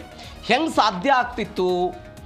ದ್ರಾವಿಡ ಸಿದ್ಧಾಂತ ರಾಜಕೀಯ ವೇದಿಕೆಯಾಗಿ ಉಳಿಯದೆ ಸಿನಿಮಾದ ಮುಖಾಂತರ ಜನಸಾಮಾನ್ಯರನ್ನ ಹಳ್ಳಿಯನ್ನು ತಲುಪಿದೆ. ಹೆಂಗಾಯ್ತಿದು? ನೀವು ನೋಡಿ, 1952ರಲ್ಲಿ ಒಂದು ಪರಾಶಕ್ತಿ ಸಿನಿಮಾ ಅಂತ ಬರುತ್ತೆ. ಅದನ್ನು ಕರುಣಾನಿಧಿ ಅದಕ್ಕೆ ಸಂಭಾಷಣೆ ಬರೆದಿರೋದು. ಕರುಣಾನಿಧಿ ಅವರು ಹೇಳ್ತಾರೆ, ಅದರಲ್ಲಿ ಇರುವಂತಹ ಆಕ್ಟರ್ ಹೀರೋ ನ್ಯಾಯಾಲಯದ ಮುಂದೆ ನಿಂತು ಅಲ್ಲಿರುವಂಥ ಸಂಭಾಷಣೆ. ಆ ವ್ಯಕ್ತಿ ಹೇಳ್ತಾನೆ, ದೇವಸ್ಥಾನಗಳಲ್ಲಿ ನಡೆಯುವಂಥ ಅನ್ಯಾಯದ ಬಗ್ಗೆ ಮಾತನಾಡೋದು, ದೇವಸ್ಥಾನ ಕೆಟ್ಟವರ ಅಡಗುತಾಣ ಆಗಬಾರದು ಅಂತ ಆ ಹೀರೋ ಅಲ್ಲಿರುವಂಥ ಸಂಭಾಷಣೆ ಅದು. ಆ ಸಂಭಾಷಣೆ ಹೆಂಗೆ ಆಗ್ಬಿಡ್ತು ಅಂತ ಹೇಳಿದರೆ, ಕಾಂಗ್ರೆಸ್ ಸರ್ಕಾರ ಈ ಸಿನಿಮಾವನ್ನು ಬ್ಯಾನ್ ಮಾಡೋದಕ್ಕೆ ಪ್ರಯತ್ನ ಪಡ್ತು. ಆ ಪರಿಪ್ರಮಾಣದಲ್ಲಿ ಇದು ಜನರ ಮನವನ್ನು ಹೊಕ್ಕಿತ್ತು. ಒಂದು ಸಿನಿಮಾ MGR ಅವರ ಸಿನಿಮಾಗಳ ಮುಖಾಂತರ ಒಂದು ಸಮಾಜ ಸುಧಾರಕ ಅನ್ನುವಂಥ ಮೆಸೇಜನ್ನು ಕೊಡೋ ಪ್ರಯತ್ನವನ್ನು ಪಟ್ಟರು, ರಾಜಕಾರಣದಲ್ಲಿ ಗೆದ್ದರು. ನೀವು ನೋಡಿ, ಈ ಸಿನಿಮಾಗಳೆಲ್ಲವೂ ಕೂಡ ಬಂದಾಗ ತಮಿಳುನಾಡಲ್ಲಿ ಇಂಥ ಐತಿಹಾಸಿಕ ಸಿನಿಮಾಗಳು, ವಲೈಕಾರಿ ಎನ್ನುವಂಥ ಒಂದು ಸಿನಿಮಾ. ಈ ವಲೈಕಾರಿ ಸಿನಿಮಾದಲ್ಲಿ ಏನಾಗುತ್ತೆ, ಒಂದು ಜಮೀನ್ದಾರ್ ಕುಟುಂಬ, ಆ ಜಮೀನ್ದಾರ್ ಕುಟುಂಬದಲ್ಲಿ ಒಬ್ಬ ವ್ಯಕ್ತಿ ಕೆಲಸಕ್ಕೆ ಇರ್ತಾನೆ. ಆ ವ್ಯಕ್ತಿಯ ಮೇಲೆ ಆಗುವಂತಹ ಅತ್ಯಂತ ಕಠಿಣ ಶಿಕ್ಷೆಗಳ ಬಗ್ಗೆ, ಆ ವ್ಯಕ್ತಿನ ಹೆಂಗೆ ದುಡಿಸ್ಕೊಳ್ತಾರೆ ಅನ್ನೋದ್ರ ಬಗ್ಗೆ ಈ ವಲೈಕಾರಿ ಸಿನಿಮಾದಲ್ಲಿ ಸಂಪೂರ್ಣವಾಗಿ ಚಿತ್ರೀಕರಣ ಮಾಡಲಾಗಿದೆ. ಅಸ್ಪೃಶ್ಯತೆ ಬಗ್ಗೆ ವಿವರಣೆ ಮಾಡಲಾಗಿದೆ. ಇದನ್ನು ಅವತ್ತಿನ ಕಾಲಘಟ್ಟಗಳಲ್ಲಿ ಜಸ್ಟ್ ಇಮ್ಯಾಜಿನ್, ನೀವು ತಮಿಳುನಾಡಿನ ಜನ ಕೇವಲ ಸಿನಿಮಾ ಅಂತ ನೋಡ್ತಾ ಇರಲಿಲ್ಲ, ಅದನ್ನು ಕ್ಯಾಸೆಟ್ಗಳಿಗೆ ರೆಕಾರ್ಡ್ ಮಾಡಿಸ್ಕೊಂಡು ಬಂದು ರಾಜಕೀಯ ಈ ಭಾಷಣಗಳ ಥರ ಕಿವಿ ಹತ್ರ ಹಿಡಿದು ಕೇಳ್ತಾ ಇದ್ರಂತೆ. ಆ ಪರಿಪ್ರಮಾಣದಲ್ಲೂ ಮನೆ ಮುಟ್ಟುವ ಪ್ರಯತ್ನವನ್ನು ಮಾಡ್ತಾ ಇತ್ತು. ಅದು ರಾಜಕಾರಣದ ಬಾಗಿಲಾಗಿ ಪರಿಣಮಿಸಿದ್ದು ತಮಿಳುನಾಡಲ್ಲಿ. ಬರವಣಿಗೆಯಿಂದ ಬದಲಾವಣೆ ತಂದಂತಹ ಅಣ್ಣಾದುರೈ, ಬರವಣಿಗೆಯ ಮುಖಾಂತರವೇ ಬದಲಾವಣೆಯನ್ನು ತಂದ್ರು ಇವರು. ಏನಾಯಿತು, CN ಅಣ್ಣಾದುರೈ ಚಿತ್ರಕಥೆಯ ಮುಖಾಂತರವೇ ಕಾಂಗ್ರೆಸ್ ಪ್ರಾಬಲ್ಯವನ್ನು ಮುರಿದ್ರು. ನಾನು ಅವಾಗಲೇ ಹೇಳಿದೆ, 1967ರ ತನಕವೂ ಕೂಡ ತಮಿಳುನಾಡಲ್ಲಿ ಕಾಂಗ್ರೆಸ್ನ ಪ್ರಾಬಲ್ಯ ಇತ್ತು. ಅವರನ್ನು ಹೊಡೆದುರುಳಿಸೋ ಪ್ರಯತ್ನ, ಅಂದರೆ ಅಧಿಕಾರವನ್ನು ಅಂತ್ಯ ಮಾಡೋ ಪ್ರಯತ್ನವನ್ನು ಅಣ್ಣಾದುರೈ ಮಾಡಿದರು. 1950ರ ದಶಕದಲ್ಲಿ ಅಲ್ಲಿ ಕಾಂಗ್ರೆಸ್ ಪ್ರಾಬಲ್ಯ ಇತ್ತು, ಎಲ್ಲವೂ ಕೂಡ ಆಯಿತು. ನಾನು ಅವಾಗಲೇ ಹೇಳಿದಾಗೆ 1949ರಲ್ಲಿ ವಲೈಕಾರಿ ಎನ್ನುವಂತಹ ವಲೈಕಾರಿ ಸಿನಿಮಾ ಅದಾದ ನಂತರ 1951ರಲ್ಲಿ ಈ ಸಿನಿಮಾಗಳು, ಇದರ ಬಗ್ಗೆ ಶ್ರೀಮಂತಿಕೆಯಿಂದ ಆಗ್ತಾ ಇರುವಂಥದ್ದು, ಮೂಢನಂಬಿಕೆಯಿಂದ ದಬ್ಬಾಳಿಕೆ, ಇವೆಲ್ಲವನ್ನು ಕೂಡ ಪ್ರಶ್ನೆ ಮಾಡೋದಕ್ಕೆ ಶುರುವಾಯಿತು. ಇದರ ಜೊತೆಗೆ ಅವರು ಲೇಖನಗಳ ಮುಖಾಂತರ ಪತ್ರಗಳನ್ನು ಬರೆಯೋದಕ್ಕೆ ಶುರು ಮಾಡಿದರು. ಏನು ಅಂತ ಹೇಳಿದರೆ, ಕಾಂಗ್ರೆಸ್ ಉತ್ತರ ಭಾರತದ ಪಕ್ಷ, ಮೇಲ್ವರ್ಗದ ಪಕ್ಷ ಅಂತೆಲ್ಲ ಬರೆಯೋದಕ್ಕೆ ಶುರು ಮಾಡಿದರು. ಇದು ಕಾಂಗ್ರೆಸ್ನ ಅಧಪತನಕ್ಕೆ ಕಾರಣ ಆಯಿತು. 1967ರಲ್ಲಿ ಅವ್ರದ್ದು ಹೋಯಿತು. ಹೀಗಾಗಿ ಈ ವ್ಯಕ್ತಿನ ಸ್ಕ್ರಿಪ್ಟ್ ರೈಟರ್ ರಾಜಕಾರಣಿ ಅಂತ ಕರೀತಾರೆ. ಯಾರನ್ನ? ಅಣ್ಣಾದೊರೈ ಅವರನ್ನ ಸ್ಕ್ರಿಪ್ಟ್ ರೈಟರ್ ರಾಜಕಾರಣಿ ಅಂತ ಕರೀತಾರೆ. ಇವರ ಜೊತೆಗೆ ಕರುಣಾನಿಧಿ ಕೂಡ ಹೌದು. ತಮಿಳು ಸಾಹಿತ್ಯದಲ್ಲಿ ಅತ್ಯಂತ ಪಾಂಡಿತ್ಯವನ್ನು ಹೊಂದಿದಂತಹ ವ್ಯಕ್ತಿ ಇವರು. 60 ವರ್ಷಗಳ ಕಾಲ ರಾಜಕಾರಣ ಮಾಡಿದ್ದಾರೆ. 13 ಚುನಾವಣೆಯಲ್ಲೂ ಕೂಡ ಸ್ಪರ್ಧೆ ಮಾಡಿ ಅವರು ಯಾವ ಚುನಾವಣೆಯನ್ನು ಕೂಡ ಸೋತಿಲ್ಲ. ಒಂದೇ ಒಂದು ಚುನಾವಣೆಯನ್ನು ಆ ವ್ಯಕ್ತಿ ಸೋತಿಲ್ಲ. ಪರಾಶಕ್ತಿ ಸಿನಿಮಾ ನಾನು ಅವಾಗಲೇ ಹೇಳಿದೆ, ಆ ಸಂಭಾಷಣೆ ಯಾವ ಪರಿಪ್ರಮಾಣದಲ್ಲಿ ಇಡೀ ತಮಿಳುನಾಡನ್ನು ವ್ಯಾಪಕವಾಗಿ ಆವರಿಸಿಕೊಂಡು ಬಿಟ್ಟಿತ್ತು ಅಂತ ಆ ವ್ಯಕ್ತಿ ಆ ರೀತಿಯಾಗಿ ಮಾಡಿದ್ದು. ಮಲೈ ಕಲ್ಲನ್ ಮತ್ತು ಮಂತರಿ ಕುಮಾರಿ ಈ ಸಿನಿಮಾದ ಮುಖಾಂತರ ದೊಡ್ಡ ಮಟ್ಟದ ಪ್ರಚುರತೆಯನ್ನು ಪಡೆದುಕೊಂಡು ಬಡವರ ಬಂಧು ಅಂತ MGRಗೆ ಒಂದು ಪಟ್ಟವನ್ನು ಕಟ್ಟುವಂತಲ್ಲಿ ಈ ಕರುಣಾನಿಧಿಯವರು ಪಾತ್ರವನ್ನು ವಹಿಸ್ತಾರೆ. ಅದರ ಭಾಗವಾಗಿ 1969ರಲ್ಲಿ ಅವರು ಚುನಾವಣೆಯಲ್ಲಿ ಗೆದ್ದು ರಾಜ್ಯದ ಮುಖ್ಯಮಂತ್ರಿ ಆಗ್ತಾರೆ. ಇದು ಕರುಣಾನಿಧಿ ಮತ್ತು ಅಣ್ಣಾದೊರೈ ಅಕ್ಷರ ಮತ್ತು ಸಿನಿಮಾದ ಮುಖಾಂತರ ಗದ್ದುಗೆ ಏರಿದವರ ಕತೆ. ಇದರ ಜೊತೆಗೆ ಸೂಪರ್ ಸ್ಟಾರ್ CMಗಳು MGR ಮತ್ತು ಜಯಲಲಿತಾ. MG ರಾಮಚಂದ್ರನ್ ಬಡವರ ರಕ್ಷಕ ಎನ್ನುವಂತಹ ಬಿಂಬದೊಂದಿಗೆ 10 ವರ್ಷಗಳ ಕಾಲ ರಾಜ್ಯದ ಮುಖ್ಯಮಂತ್ರಿ ಆಗಿದ್ದರು. MGR ತಂದಂತಹ ಬಿಸಿಯೂಟ ಯೋಜನೆ ಇಡೀ ತಮಿಳುನಾಡಿನಾದ್ಯಂತ ಭಾರಿ ಪ್ರಚುರತೆಯನ್ನು ಪಡೆದುಕೊಂಡಿತ್ತು. ಒಂದು ಘಟನೆ ಆಗುತ್ತೆ. ಒಂದ್ಸರಿ ಏನಾಗುತ್ತೆ ಅಂತ ಹೇಳಿದರೆ, 1967ರಲ್ಲಿ ಚುನಾವಣೆಗೆ 1 ತಿಂಗಳು ಬಾಕಿ ಇರುತ್ತೆ ತಮಿಳುನಾಡಲ್ಲಿ. 1 ತಿಂಗಳು ಬಾಕಿ ಇದ್ದಂತಹ ಸಮಯದಲ್ಲಿ ಒಬ್ಬ ಕಳನಟ MR ರಾಧಾ ಅಂತ, ಈ MR ರಾಧಾ ಎನ್ನುವಂಥ ವ್ಯಕ್ತಿ MGR ಅವರ ನಿವಾಸಕ್ಕೆ ಬರ್ತಾನೆ. ಏಕಾಏಕಿಯಾಗಿ ಅವ್ರಿಗೆ ಗುಂಡು ಹೊಡೆದು ಬಿಡ್ತಾನೆ. ಮಾತುಕತೆಯ ನೆಪದಲ್ಲಿ ಏಕಾಏಕಿಯಾಗಿ ಅವರ ಕುತ್ತಿಗೆಗೆ ಗುಂಡು ಹಾರಿಸಿದ. ಈ ಸುದ್ದಿ ತಮಿಳುನಾಡಿನಂತ ವ್ಯಾಪಕವಾಗಿ ಹರಡಿಬಿಡ್ತು. ಹರಡಿದ ನಂತರ AIDMK ಅವರಾಗಿರ್ಬೋದು, ಅದಾದ ನಂತರ DMK ಅಭಿಮಾನಿಗಳಾಗಿರ್ಬೋದು ಮತ್ತು MGR ಅಭಿಮಾನಿಗಳೆಲ್ಲ ಒಂದು ಪ್ರತಿಭಟನೆ ಮಾಡೋದಕ್ಕೆ ಶುರು ಮಾಡ್ತಾರೆ. ರಸ್ತೆಗಳಲ್ಲೆಲ್ಲ ಪ್ರತಿಭಟನೆ ಆಗುತ್ತೆ. ಇದನ್ನು ಪ್ರಚಾರಕ್ಕೆ ಹೆಂಗೆ ಬಳಸ್ಕೊಳ್ಳುತ್ತೆ DMK ಅಂತ ಹೇಳಿದ್ರೆ, 1 ತಿಂಗಳು ಚುನಾವಣೆ ಇತ್ತು. ಇದೇ MGR ಆಸ್ಪತ್ರೆಯ ಬೆಡ್ ಮೇಲೆ ಒಂದು ಕುತ್ತಿಗೆಗೆ ಪಟ್ಟಿಯನ್ನು ಹಾಕ್ಕೊಂಡು ಮಲಗಿರ್ತಾರೆ. ಆ ಚಿತ್ರವನ್ನು ಚುನಾವಣೆಯಲ್ಲಿ ಪ್ರಚಾರ ಮಾಡ್ತಾರೆ. ನೋಡಿ, ಹಿಂಗಾಗ್ಬಿಟ್ಟಿದೆ, ಮತ ಹಾಕಿ ಅಂತ. ಅಂದರೆ ನಾನು ಹೇಳ್ತಾ ಇರೋದು ಅಭಿಮಾನ ಅನ್ನೋದು ಹೆಂಗಿರುತ್ತೆ ಅಂತ. ಆ ಚಿತ್ರವನ್ನು ನೋಡಿ ಓಟುಗಳು ಬೀಳೋದಕ್ಕೆ ಶುರುವಾಗುತ್ತೆ. ಪರಿಣಾಮವಾಗಿ 1967ರಲ್ಲಿ DMK ಗೆಲ್ಲುತ್ತೆ. ಇನ್ನು ಜಯಲಲಿತಾ ಅವರು MGR ಅವರ ಜೊತೆಗೆ ಒಂದು 28 ಸಿನಿಮಾಗಳಲ್ಲಿ ಅವರು ನಟನೆ ಮಾಡಿದ್ರು. ಧೈರ್ಯ ಮಹಿಳೆ. ಅದಾದ ನಂತರ ಅಧಿಕಾರಕ್ಕೆ ಬಂದರು. ಅದರ ಜೊತೆಗೆ 88ರಲ್ಲಿ ನಾನು ಈ ಹಿಂದೆಯೂ ಕೂಡ ಹೇಳಿದ್ದೀನಿ, MGR ಅವರ ಪತ್ನಿ ಜಾನಕಿ ರಾಮಚಂದ್ರನ್ ಅವರ ಜೊತೆಗೆ ಅವ್ರದ್ದು ಭಿನ್ನಾಭಿಪ್ರಾಯಗಳಿತ್ತು. ನನ್ನ ಪಾರ್ಟಿನ ನಿನ್ನ ಪಾರ್ಟಿನ ಪಾರ್ಟಿನ ಈ ಎಲ್ಲ ಬೆಳವಣಿಗೆಗಳಾದ ನಂತರ ಜಯಲಲಿತಾ ನೇತೃತ್ವದಲ್ಲಿ ಹೌದು ಇವರದ್ದೇ ಪಾರ್ಟಿ ಅನ್ನೋದೆಲ್ಲ ಆಗುತ್ತೆ, ವಿಲೀನ ಆಗುತ್ತೆ. ಅದಾದ ನಂತರ ಅವರು ಚುನಾವಣೆಯಲ್ಲಿ ಗೆದ್ದು ರಾಜಕಾರಣವನ್ನು ಶುರು ಮಾಡಿದ್ದು ಅಮ್ಮ ಅಂತ ತಮಿಳುನಾಡಲ್ಲಿ ಖ್ಯಾತಿ ಪಡೆದಿದ್ದನ್ನು ನಾವು ನೋಡಿದ್ದೇವೆ. ಇದು ಜಯಲಲಿತಾ ಮತ್ತು MGR ಅವರ ಕತೆ. ಇದರ ಜೊತೆಗೆ ಅನೇಕ ಜನ ಸ್ಟಾರ್ ಗಿರಿಯನ್ನು ಹೊಂದಿದ್ದರೂ ಕೂಡ ಅದೃಷ್ಟ ಕೈ ಹಿಡಿದಿಲ್ಲ. ನಾಯಕರಿದ್ದರು, ಅವರು ಸಿನಿಮಾ ರಂಗದಲ್ಲಿ ಉತ್ತುಂಗದಲ್ಲಿದ್ದರು, ಆದರೂ ಕೂಡ ಗೆಲ್ಲೋದಕ್ಕೆ ಸಾಧ್ಯ ಆಗಿಲ್ಲ.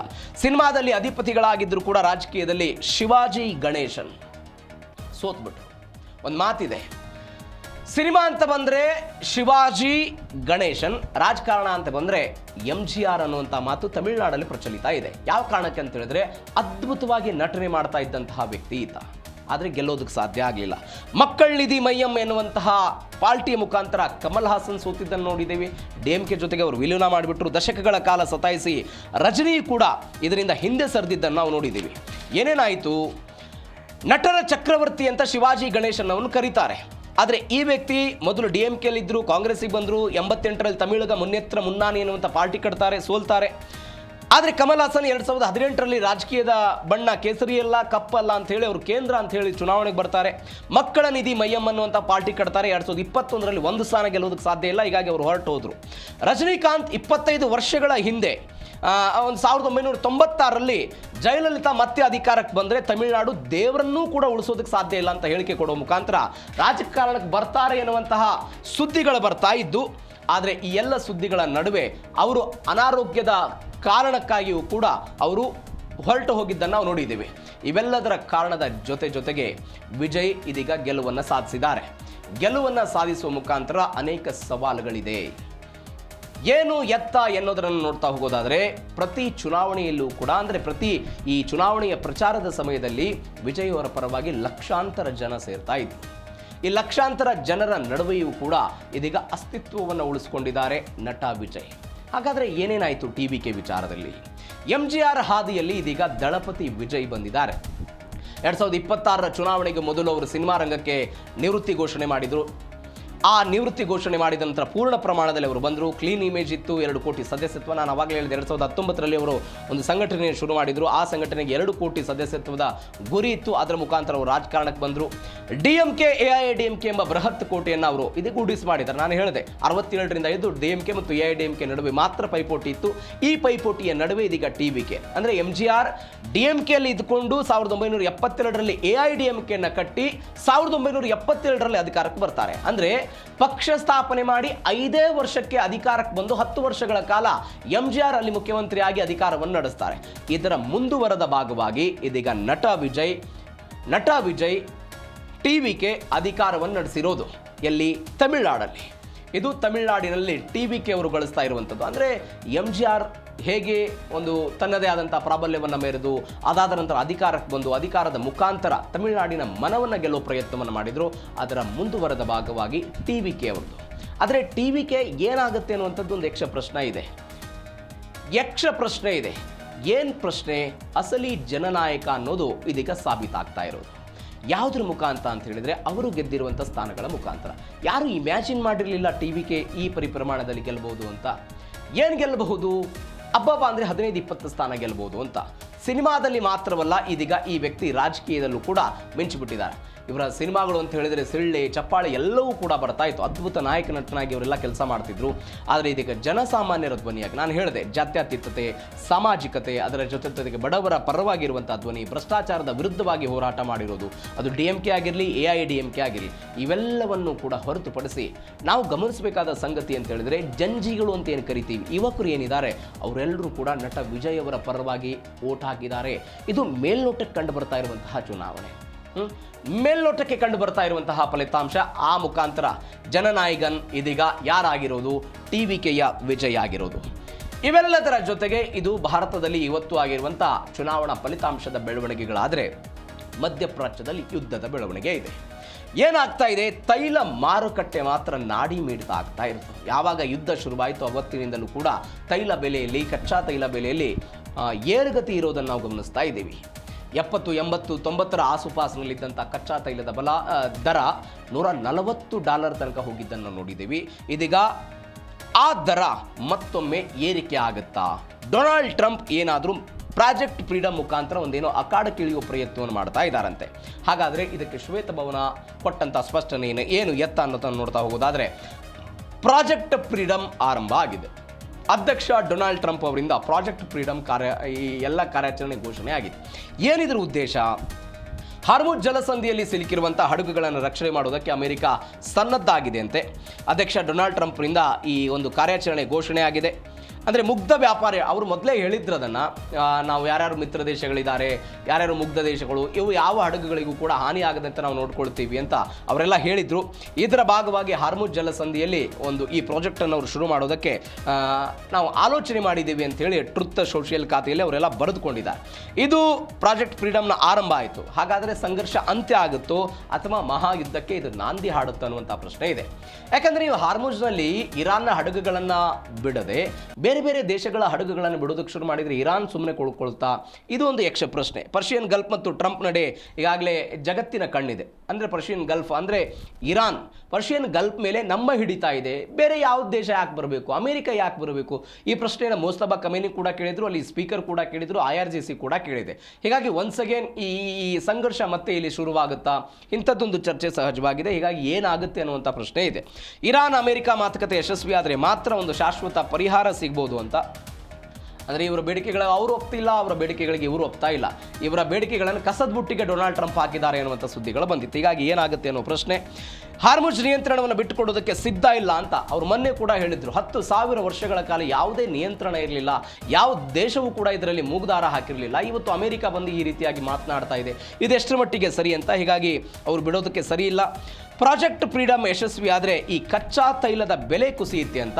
ಯಾಕಂದರೆ ಭಾರತ ಸೇರಿದಂತೆ ಬೇರೆ ದೇಶಗಳಿಗೆ ಬರುವಂತಹ ಈ ಹಡಗುಗಳ ಪ್ರಮಾಣ ಜಾಸ್ತಿ ಆಗುತ್ತೆ. ತೈಲ ಪೂರೈಕೆಯಲ್ಲೂ ಕೂಡ ಸರಿ ಪ್ರಮಾಣದಲ್ಲಿ ಅವು ಕೂಡ ಆಗ್ತಾ ಹೋಗುತ್ತೆ. ಮಧ್ಯಪ್ರಾಚ್ಯಗಳಿಂದ ಬೇರೆ ದೇಶಗಳಿಗೆ ಹೋಗುವಂಥ ತೈಲದ ಪ್ರಮಾಣ ಜಾಸ್ತಿ ಆಗ್ತಾ ಹೋಗುತ್ತೆ. ಇದು ಕೂಡ ಹೆಚ್ಚಳ ಆಗುವ ಮುಖಾಂತರ ಅದು ತೈಲದ ದರ ಕಡಿಮೆ ಆಗುವಂಥ ಸಾಧ್ಯತೆಗಳಿದೆ ಅಂತ ಹೇಳ್ತಾ ಇದ್ದಾರೆ. ಇದರ ಜೊತೆಗೆ ಸಮುದ್ರದಲ್ಲಿ ಅಮೆರಿಕಾದ ಮಹಾ ಸೈನ್ಯದ ಪರೇಡ್.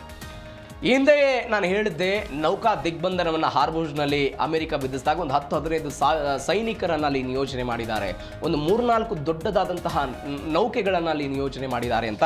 ಇದೀಗ ಕಾರ್ಯಾಚರಣೆಗಾಗಿ 15,000 ಸೈನಿಕರನ್ನು ಅಮೆರಿಕ ಅಲ್ಲಿ ನಿಯೋಜನೆ ಮಾಡಿದೆ. ರಕ್ಷಣೆಗಾಗಿ ಅನೇಕ ವಿಧ್ವಂಸಕ ನೌಕೆಗಳಲ್ಲಿ ನಿಂತಿದೆ. 100ಕ್ಕೂ ಹೆಚ್ಚು ವಿಮಾನಗಳಂತೆ ಎಲ್ಲಿ ಹಾರ್ಮುಜ್ನಲ್ಲಿ. ಡ್ರೋನ್ಗಳ ಮುಖಾಂತರ ಇರಾನ್ನ ಪ್ರತಿ ಚಲನವಲನವನ್ನು ಕೂಡ ಗಮನಿಸುವುದಕ್ಕೆ ಇದೀಗ ಅಮೆರಿಕಾದವರು ಮುಂದಾಗಿದ್ದಾರೆ ಅಂತ. ಯಾಕಂದರೆ ಒಂದು ಸುದ್ದಿ ಬಂದಿತ್ತು, ಈ ಅಮೆರಿಕದ ಚಲನವಲನ, ಈ ನಿಗಾದ ನಡುವೆಯೂ ಕೂಡ ಚೀನಾಕ್ಕೆ ಅನೇಕ ಲಕ್ಷಾಂತರ ರೂಪಾಯಿ ಮೌಲ್ಯದ ತೈಲವನ್ನು ಇವರು ಕಳಿಸಿಬಿಟ್ಟಿದ್ದಾರೆ, ಅಮೆರಿಕದ ಕಣ್ಣು ತಪ್ಪಿಸಿ ಅಂತ. ಹೀಗಾಗಿ ಅವರು ಮತ್ತಷ್ಟು ಕಣ್ಗಾವಲನ್ನು ಹೆಚ್ಚಳ ಮಾಡುವ ಪ್ರಯತ್ನವನ್ನು ಮಾಡ್ತಿದ್ದಾರೆ. ಅಂತಾರಾಷ್ಟ್ರೀಯ ಆರ್ಥಿಕತೆಗೆ, ರಕ್ಷಣೆಗೆ ಇದು ಅನಿವಾರ್ಯ ಅಂತ ಹೇಳ್ತಾ ಇದ್ದಾರೆ. ಅಂದರೆ ಈ 15,000 ಸೈನಿಕರೆಲ್ಲ ಇದ್ದಾರಲ್ಲ, ಅಂತಾರಾಷ್ಟ್ರೀಯವಾಗಿ ತೈಲ ಬೆಲೆ ಏರಿಕೆ ಆಗ್ತಾ ಇದೆ, ಬೇರೆ ದೇಶಗಳಿಗೆ ಹೊಡೆತ ಬೀಳ್ತಾ ಇದೆ. ಇದನ್ನು ರಕ್ಷಣೆ ಮಾಡೋದಕ್ಕಾಗಿ ನಾವಿದ್ದೀವಿ ಅಂತ ಅಮೆರಿಕ ಸಮರ್ಥನೆ ಮಾಡ್ಕೊಳ್ತಾ ಇರೋದು. ಇದ್ರ ಉದ್ದೇಶ ಇರಾನ್ನ ಹಿಡಿತವನ್ನು ತೆಗೆದುಕೊಳ್ಬೇಕು, ಹಾರ್ಮುಜ್ ಮೇಲೆ ನಮ್ಮ ಆಧಿಪತ್ಯವನ್ನು ಸಾಧಿಸಬೇಕು ಅನ್ನೋದೇ ಆಗಿದೆ. ಅವರ ಉದ್ದೇಶ ಅದೇ. ಯಾವುದೇ ಕಾರಣಕ್ಕೂ ಇರಾನ್ನಲ್ಲಿ ಉತ್ಪಾದನೆ ಆಗುವಂಥ ತೈಲ ಬೇರೆ ದೇಶಗಳಿಗೆ ಹೋಗಬಾರ್ದು. ಆ ಮುಖಾಂತರ ಇರಾನ್ನ ಆರ್ಥಿಕತೆಗೆ ಹೊಡೆತ ಕೊಡಬೇಕು ಅನ್ನೋದು ಅವರ ಉದ್ದೇಶ ಇದೆ. ಆದರೆ ಈಗ ಅವರು ಹೇಳ್ತಾ ಇರೋದು ಬೇರೆ ದೇಶಗಳ ಮೇಲೆ ಇವರೇನ ದಾಳಿ ಮಾಡ್ತಿದ್ದಾರಲ್ಲ IRGC. ಈಗ ಭಾರತದ 4-5 ಹಡಗುಗಳ ಮೇಲೆ ಬೇರೆ ಕಾರಣಗಳನ್ನು ಕೊಟ್ಟು IRGC ದಾಳಿ ಮಾಡೋ ಪ್ರಯತ್ನ ಪಡ್ತು. ನಿಯಮಗಳನ್ನು ಪಾಲನೆ ಮಾಡಿಲ್ಲ, ಟೋಲ್ ಪಾವತಿ ಮಾಡಿಲ್ಲ, ಬೇರೆ ಕಾರಣಗಳನ್ನು ಕೊಟ್ಟು ದಾಳಿ ಮಾಡೋ ಪ್ರಯತ್ನವನ್ನು ಮಾಡಿದ್ದು. ಅಂಥವ್ರನ್ನ ನಾವು ರಕ್ಷಣೆ ಮಾಡ್ತೀವಿ ಅಂತ ಅಮೆರಿಕ ಹೇಳ್ತಾ ಇರೋದು. ಇದೀಗ ಇರಾನ್ನಿಂದ 14 ಅಂಶಗಳ ಗುಪ್ತ ಶಾಂತಿಯ ಪ್ರಸ್ತಾವನೆ. ಈ ಪ್ರಸ್ತಾವನೆಗಳನ್ನು ಇರಾನ್ ಮೇಲಿಂದ ಮೇಲೆ ಕಳಿಸ್ತಾ ಇದೆ. ಬಟ್ ಡೊನಾಲ್ಡ್ ಟ್ರಂಪ್ ಮಾತ್ರ ಅದಕ್ಕೆ ಓಕೆ ಅನ್ನೋ ಪ್ರಯತ್ನವನ್ನು ಮಾಡ್ತಾ ಇಲ್ಲ. ಮೊನ್ನೆ ಕಳಿಸಿದಂಥ 3 ಪ್ರಸ್ತಾವನೆಗಳು, ಯುದ್ಧವನ್ನು ಶಾಶ್ವತವಾಗಿ ನಿಲ್ಲಿಸಬೇಕು, ಹಾರ್ಮುಜನ್ನು ಈ ದಿಗ್ಬಂಧನವನ್ನು ತೆಗೆದುಹಾಕಬೇಕು, ಈ 2 ಷರತ್ತುಗಳನ್ನು ಒಪ್ಪಿದರೆ 3ನೇ ಷರತ್ತು ಪರಮಾಣು ವಿಚಾರದಲ್ಲಿ ನಾವು ಮಾತುಕತೆ ನಡೆಸ್ತೀವಿ ಅಂತ ಹೇಳಿದರು. ನೋ ಅಂತ ಹೇಳಿದರು. ಇದೀಗ ಅವರು ಬಹು ಹಂತದ ಶಾಂತಿ ಪ್ರಸ್ತಾವನೆಯನ್ನು ಕಳಿಸಿದ್ದಾರೆ. ತೈಲ ರಫ್ತಿನ ಮೇಲೆ ನಿರ್ಬಂಧವನ್ನು ತೆರವುಗೊಳಿಸೋದಕ್ಕೆ ಇರಾನ್ ಮೊದಲ ಬೇಡಿಕೆ. ಯಾಕಂದರೆ ಆರ್ಥಿಕವಾಗಿ ದೊಡ್ಡ ಹೊಡೆತಾರೆ ಅವರಿಗೆ. ಪ್ರತಿನಿತ್ಯವೂ ಕೂಡ ಮೊನ್ನೆ ಇದೇ ಡೊನಾಲ್ಡ್ ಟ್ರಂಪ್ ಹೇಳಿದ್ರಲ್ಲ, ಪೈಪ್ಲೈನ್ಗಳ ಸ್ಫೋಟ ಆಗಿಬಿಡುತ್ತೆ ಅಂತ. ಯಾಕಂದರೆ ಉತ್ಪಾದನೆ ಆಗುವಂಥ ತೈಲವನ್ನು ಸಂಗ್ರಹ ಮಾಡೋದಕ್ಕೆ ಸಂಗ್ರಹಗಾರಗಳಿಲ್ಲ, ಎಲ್ಲವೂ ಭರ್ತಿಯಾಗಿದೆ. ಇದರ ಭಾಗವಾಗಿ ಏನು ಮಾಡ್ತಿದ್ದಾರೆ, ಅನೇಕ ಹಡಗುಗಳನ್ನು ಹಾರ್ಮುಜ್ನಲ್ಲಿ ತೇಲಾಡಿಸೋ ಪ್ರಯತ್ನವನ್ನು ಮಾಡ್ತಿದ್ದಾರೆ. ತೈಲ ತುಂಬಿದ ಅಂತ ಹಡಗುಗಳನ್ನು ಹಾರ್ಮುಜ್ನಲ್ಲಿ ತೇಲಾಡಿಸೋದು. ಯುದ್ಧ ಮುಗಿದ ಮೇಲೆ ಈ ದಿಗ್ಬಂಧನ ತೆರವಾದ ಮೇಲೆ ಬೇರೆ ದೇಶಗಳಿಗೆ ಕಳಿಸೋದು ಅಂತ ಒಂದೇ ಒಂದು ಹಡಗುಗಳು ಕೂಡ ಹೋಗೋದಕ್ಕೆ ಇದೆ ಡೊನಾಲ್ಡ್ ಟ್ರಂಪ್ ಬಿಡ್ತಾ ಇರಲಿಲ್ಲ. ಹೀಗಾಗಿ ನಿರ್ಬಂಧವನ್ನು ತೆರವುಗೊಳಿಸಬೇಕು ಅಂತ ಇರಾನ್ ಹೇಳ್ತಾ ಇದೆ. ನಿರ್ಬಂಧವನ್ನು ಸಡಿಲಿಕೆ ಮಾಡಿದರೆ ಮಾತ್ರ ನಾವು ಅಣ್ವಸ್ತ್ರ ಮಾತುಕತೆಗೆ ಸಿದ್ಧ ಅಂತ ಮೊನ್ನೆಯೂ ಕೂಡ ಇದೇ ಬೇಡಿಕೆಯನ್ನು ಇಟ್ಟಿದ್ರು ಅವರು. ಅಂದರೆ ಯುರೇನಿಯಂ ಅನ್ನು ಬೇರೆ ದೇಶಕ್ಕೆ ಹಸ್ತಾಂತರ ಮಾಡಬೇಕು, ಮುಂದಿನ 20 ವರ್ಷಗಳ ಕಾಲ ಅಣ್ವಸ್ತ್ರ ತಯಾರಿಕೆಗೆ ಯಾವುದೇ ಕಾರಣಕ್ಕೂ ಇರಾನ್ ಮುಂದಾಗಬಾರ್ದು ಅನ್ನುವಂಥ ಅಮೆರಿಕದ ಬೇಡಿಕೆ ಏನಿದೆ, ಆ ಬೇಡಿಕೆಯನ್ನು ನಾವು ಆಲೋಚನೆ ಮಾಡ್ತೀವಿ, ಬಟ್ ಇದನ್ನು ತೆರವು ಮಾಡಿ ಅಂತ. ಹಾರ್ಮುಜ್ ಜಲಸಂಧಿಯ ಮೇಲೆ ನಿಯಂತ್ರಣವನ್ನು ಬಿಟ್ಟುಕೊಡೋದಕ್ಕೆ ಇರಾನ್ ಇದೀಗ ನಕಾರ ವ್ಯಕ್ತಪಡಿಸ್ತಾ ಇದೆ. ಇದು ಮಧ್ಯಪ್ರಾಚ್ಯದಲ್ಲಿ ಇರಾನ್ ಮತ್ತು ಅಮೆರಿಕದ ನಡುವೆ ಆಗ್ತಾ ಇರುವಂಥ ಬೆಳವಣಿಗೆ. ಅಂದರೆ ಪಾಕಿಸ್ತಾನದ ಇಸ್ಲಾಮಾಬಾದ್ನಲ್ಲಿ ಮಾತುಕತೆ ಆದಾಗಲೂ ಕೂಡ ಇದೇ ಪ್ರಸ್ತಾವನೆ. ಅಂದರೆ ಇರಾನ್ನವರು ಹೇಳಿದ್ರು, ನಾವು ಕೊಟ್ಟಂಥ ಪ್ರಸ್ತಾವನೆಯನ್ನು 1ನೇ ಇದ್ದಿದ್ದನ್ನು 10ನೇಕ್ ಮಾಡಿದ್ದಾರೆ, 10 ಇದ್ದದ್ದನ್ನು 1ನೇಕ್ ಮಾಡಿದ್ದಾರೆ, ಹೀಗಾಗಿ ಅವ್ರು ನಂಬೋದಕ್ಕೆ ಸಾಧ್ಯ ಇಲ್ಲ ಅಂತ. ಆದರೆ ಈಗ ಅವರು ಹೇಳ್ತಾ ಇದ್ದಾರೆ ತೆರವುಗೊಳಿಸೋದು, ಅದಾದ ನಂತರ ನಾವು ಯುರೇನಿಯಂ ಬಗ್ಗೆ ಮಾತನಾಡ್ತೀವಿ ಅಂತ. ಇದು 2 ದೇಶಗಳ ನಡುವಿನ ಬಿಕ್ಕಟ್ಟಾಯಿತು. ಆದರೆ ಇವೆಲ್ಲದರ ಪರಿಣಾಮವಾಗಿ ಕಚ್ಚಾ ತೈಲದ ದರ ಏರಿಕೆ ಆಗ್ತಾ ಇದೆ. ಬ್ಯಾರೆಲ್ಗೆ $126 ಜಗತ್ತು ತಲ್ಲಣ ಆಗ್ತಾ ಇರೋದು. $1 ಅಂದರೆ ಒಂದು ಬ್ಯಾರೆಲ್ ಕಚ್ಚಾ ತೈಲದ ದರ $126 ಗಗನಕ್ಕೇರ್ತಾ ಇದೆ. ಹಾರ್ಮುಜ್ ಬಂದಾಗಿದ್ದರಿಂದ 25% ತೈಲ ಸಾಗಾಣಿಕೆಗೆ ಬ್ರೇಕ್ ಆಗಿದೆ. ಅನೇಕ ಜನ ಈ ಸಿಬ್ಬಂದಿಗಳು, ನಾನು ಮೊನ್ನೆಯೂ ಕೂಡ ಹೇಳಿದ್ದೆ, ಬೇರೆ ಬೇರೆ ದೇಶಗಳ ಧ್ವಜವನ್ನು ಹೊಂದಿರುವಂತಹ ಈ ಹಡಗುಗಳೇನಿದೆ ಅವೆಲ್ಲವೂ ಕೂಡ ಹಾರ್ಮುಜ್ನಲ್ಲಿ ಸುತ್ತುವರಿತಾ ಇದೆ. ಇದರ ಭಾಗವಾಗಿ ಅಲ್ಲಿ ಸಿಬ್ಬಂದಿಗಳಾಗಿರ್ಬೋದು, ಆಹಾರ ನೀರಿಲ್ಲದೆ ಪರದಾಡುವಂಥ ಪರಿಸ್ಥಿತಿ. ಎಲ್ಲಕ್ಕಿಂತ ಹೆಚ್ಚಾಗಿ ಮೊನ್ನೆ ಇರಾನ್ನ ಏಪ್ರಿಲ್ 19ನೇ ತಾರೀಕಿಗೆ ಒಂದು ಹಡಗನ್ನು ಕೂಡ ಅಮೆರಿಕಾದವರು ವಶಪಡಿಸಿಕೊಳ್ಳುವ ಮುಖಾಂತರ ಅದನ್ನು ಹೊಡೆದುರುಳಿಸುವ ಪ್ರಯತ್ನವನ್ನು ಮಾಡಿದ್ರು. ಇವೆಲ್ಲದರ ಭಾಗವಾಗಿ ಏನಾಗುತ್ತೆ, ಕಚ್ಚಾ ತೈಲದ ದರ ಏರಿಕೆ ಆದರೆ ಅಮೆರಿಕಾಗೆ ಅದು ಲಾಭ ಅಂತ ಇರಾನ್ ಅವರು ಹೇಳ್ತಾ ಇರೋದು. ನಾನು ನಿನ್ನೆ ಇದನ್ನು ಹೇಳಿದೆ, ಅಮೆರಿಕ ಅತಿ ಹೆಚ್ಚು ಕಚ್ಚಾ ತೈಲವನ್ನು ಉತ್ಪಾದನೆ ಮಾಡ್ತಾ ಇರುವಂತಹ ದೇಶ, ಅವರಿಗೆ ದರ ಏರಿಕೆ ಆಗೋದು ಬೇಕಾಗಿದೆ. ಇದೇ ಕಾರಣಕ್ಕಾಗಿ ಯುದ್ಧವನ್ನು ಮುಂದುವರಿಸ್ತಿದ್ದಾರೆ ಅಂತ ಇರಾನ್ ಅವರು ಹೇಳಿದರು. ಇದೇ ಕಾರಣಕ್ಕಾಗಿಯೇ ಇಂಥದ್ದೊಂದು ಬೆಳವಣಿಗೆಗಳಾಗ್ತಿದೆಯಾ? ಇದು ಒಂದು ವೇಳೆ ಮುಂದುವರೆದರೆ ಭಾರತದ ಕಚ್ಚಾ ತೈಲ ಅಥವಾ ಭಾರತ, ನಾನು ಮೊನ್ನೆ ಹೇಳಿದೆ, $1 ಏರಿಕೆ ಆದರೆ ಭಾರತ ಅದನ್ನು ಆಮದು ಮಾಡಿಕೊಳ್ಳುವಂತಹ ಪ್ರಮಾಣ 19,000 ಕೋಟಿ ರೂಪಾಯಿ ಜಾಸ್ತಿ ಆಗುತ್ತೆ. ಆ 19,000 ಕೋಟಿ ರೂಪಾಯಿ ಜಾಸ್ತಿ ಆದರೆ ಭಾರತದಲ್ಲಿ ಬೆಲೆಗಳು ಸ್ಥಿರವಾಗಿರುತ್ತಾ? ಇವತ್ತು ಸ್ಥಿರವಾಗಿ ಏನೋ ಇರಬಹುದು, ಆದರೆ ನಾಳೆ ಬೆಲೆಗಳು ಏನಾಗ್ಬೋದು, ಮತ್ತೆ ಗಗನಕ್ಕೆ ಏರುತ್ತಾ ಅನ್ನುವಂಥ ಪ್ರಶ್ನೆ ಇದೆ. ಇದರ ಜೊತೆಗೆ ಭಾರತ ಸರ್ಕಾರ ಇತ್ತೀಚೆಗೆ ಅಷ್ಟೇ ಕಮರ್ಷಿಯಲ್ ಸಿಲಿಂಡರ್ ದರ ಏರಿಕೆ ಮಾಡಿದೆ. ಅದಾದ ನಂತರ ಈ ಮಳೆಗಾಲ ಆದ ನಂತರ ಯುರೇನಿಯಂ ಬೇಕಾಗುತ್ತೆ, ರಸಗೊಬ್ಬರಗಳು ಬೇಕಾಗುತ್ತೆ. ಆ ರಸಗೊಬ್ಬರ ಎಲ್ಲವೂ ಕೂಡ ಮಧ್ಯಪ್ರಾಚ್ಯದ ಮೇಲೆ ನಾವು ಡಿಪೆಂಡೆನ್ಸಿ ಜಾಸ್ತಿ ಆಗಿದ್ದೀವಿ, ಯುರೇನಿಯಂ ಮೇಲೆ ಮಧ್ಯಪ್ರಾಚ್ಯಗಳ ಮೇಲೆ ನಾವು ಜಾಸ್ತಿ ಡಿಪೆಂಡೆನ್ಸಿ ಇದ್ದೀವಿ. ಈ ಎಲ್ಲ ಸಮಸ್ಯೆಗಳು ಒನ್ಸ್ ಅಗೇನ್ ಮತ್ತೊಮ್ಮೆ ಈ ಹಾರ್ಮುಜ್ನ ಈ ಎಲ್ಲ ದಿಗ್ಬಂಧನಗಳು ಅಮೆರಿಕ ಮತ್ತು ಇರಾನ್ನ ಪ್ರಹಸನದ ನಡುವೆ ಆಗುತ್ತೆ. ಇದು ಸದ್ಯಕ್ಕಿರುವಂತಹ ಪ್ರಶ್ನೆ. ಇದನ್ನು ಹೆಂಗೆ ತೆಗೆದುಕೊಂಡು ಹೋಗ್ತಾರೆ ಕಾದ್ ನೋಡೋಣ. ಇದರೊಂದಿಗೆ ಇವತ್ತಿನ ಜೀ ಕನ್ನಡ ನ್ಯೂಸ್ DNA ಮುಗಿಸ್ತಾ ಇದ್ದೀನಿ. ನೋಡ್ತಾ ಇರಿ ಜೀ ಕನ್ನಡ ನ್ಯೂಸ್, ಸತ್ಯವೇ ಸುದ್ದಿಯ ಜೀವಾಳ.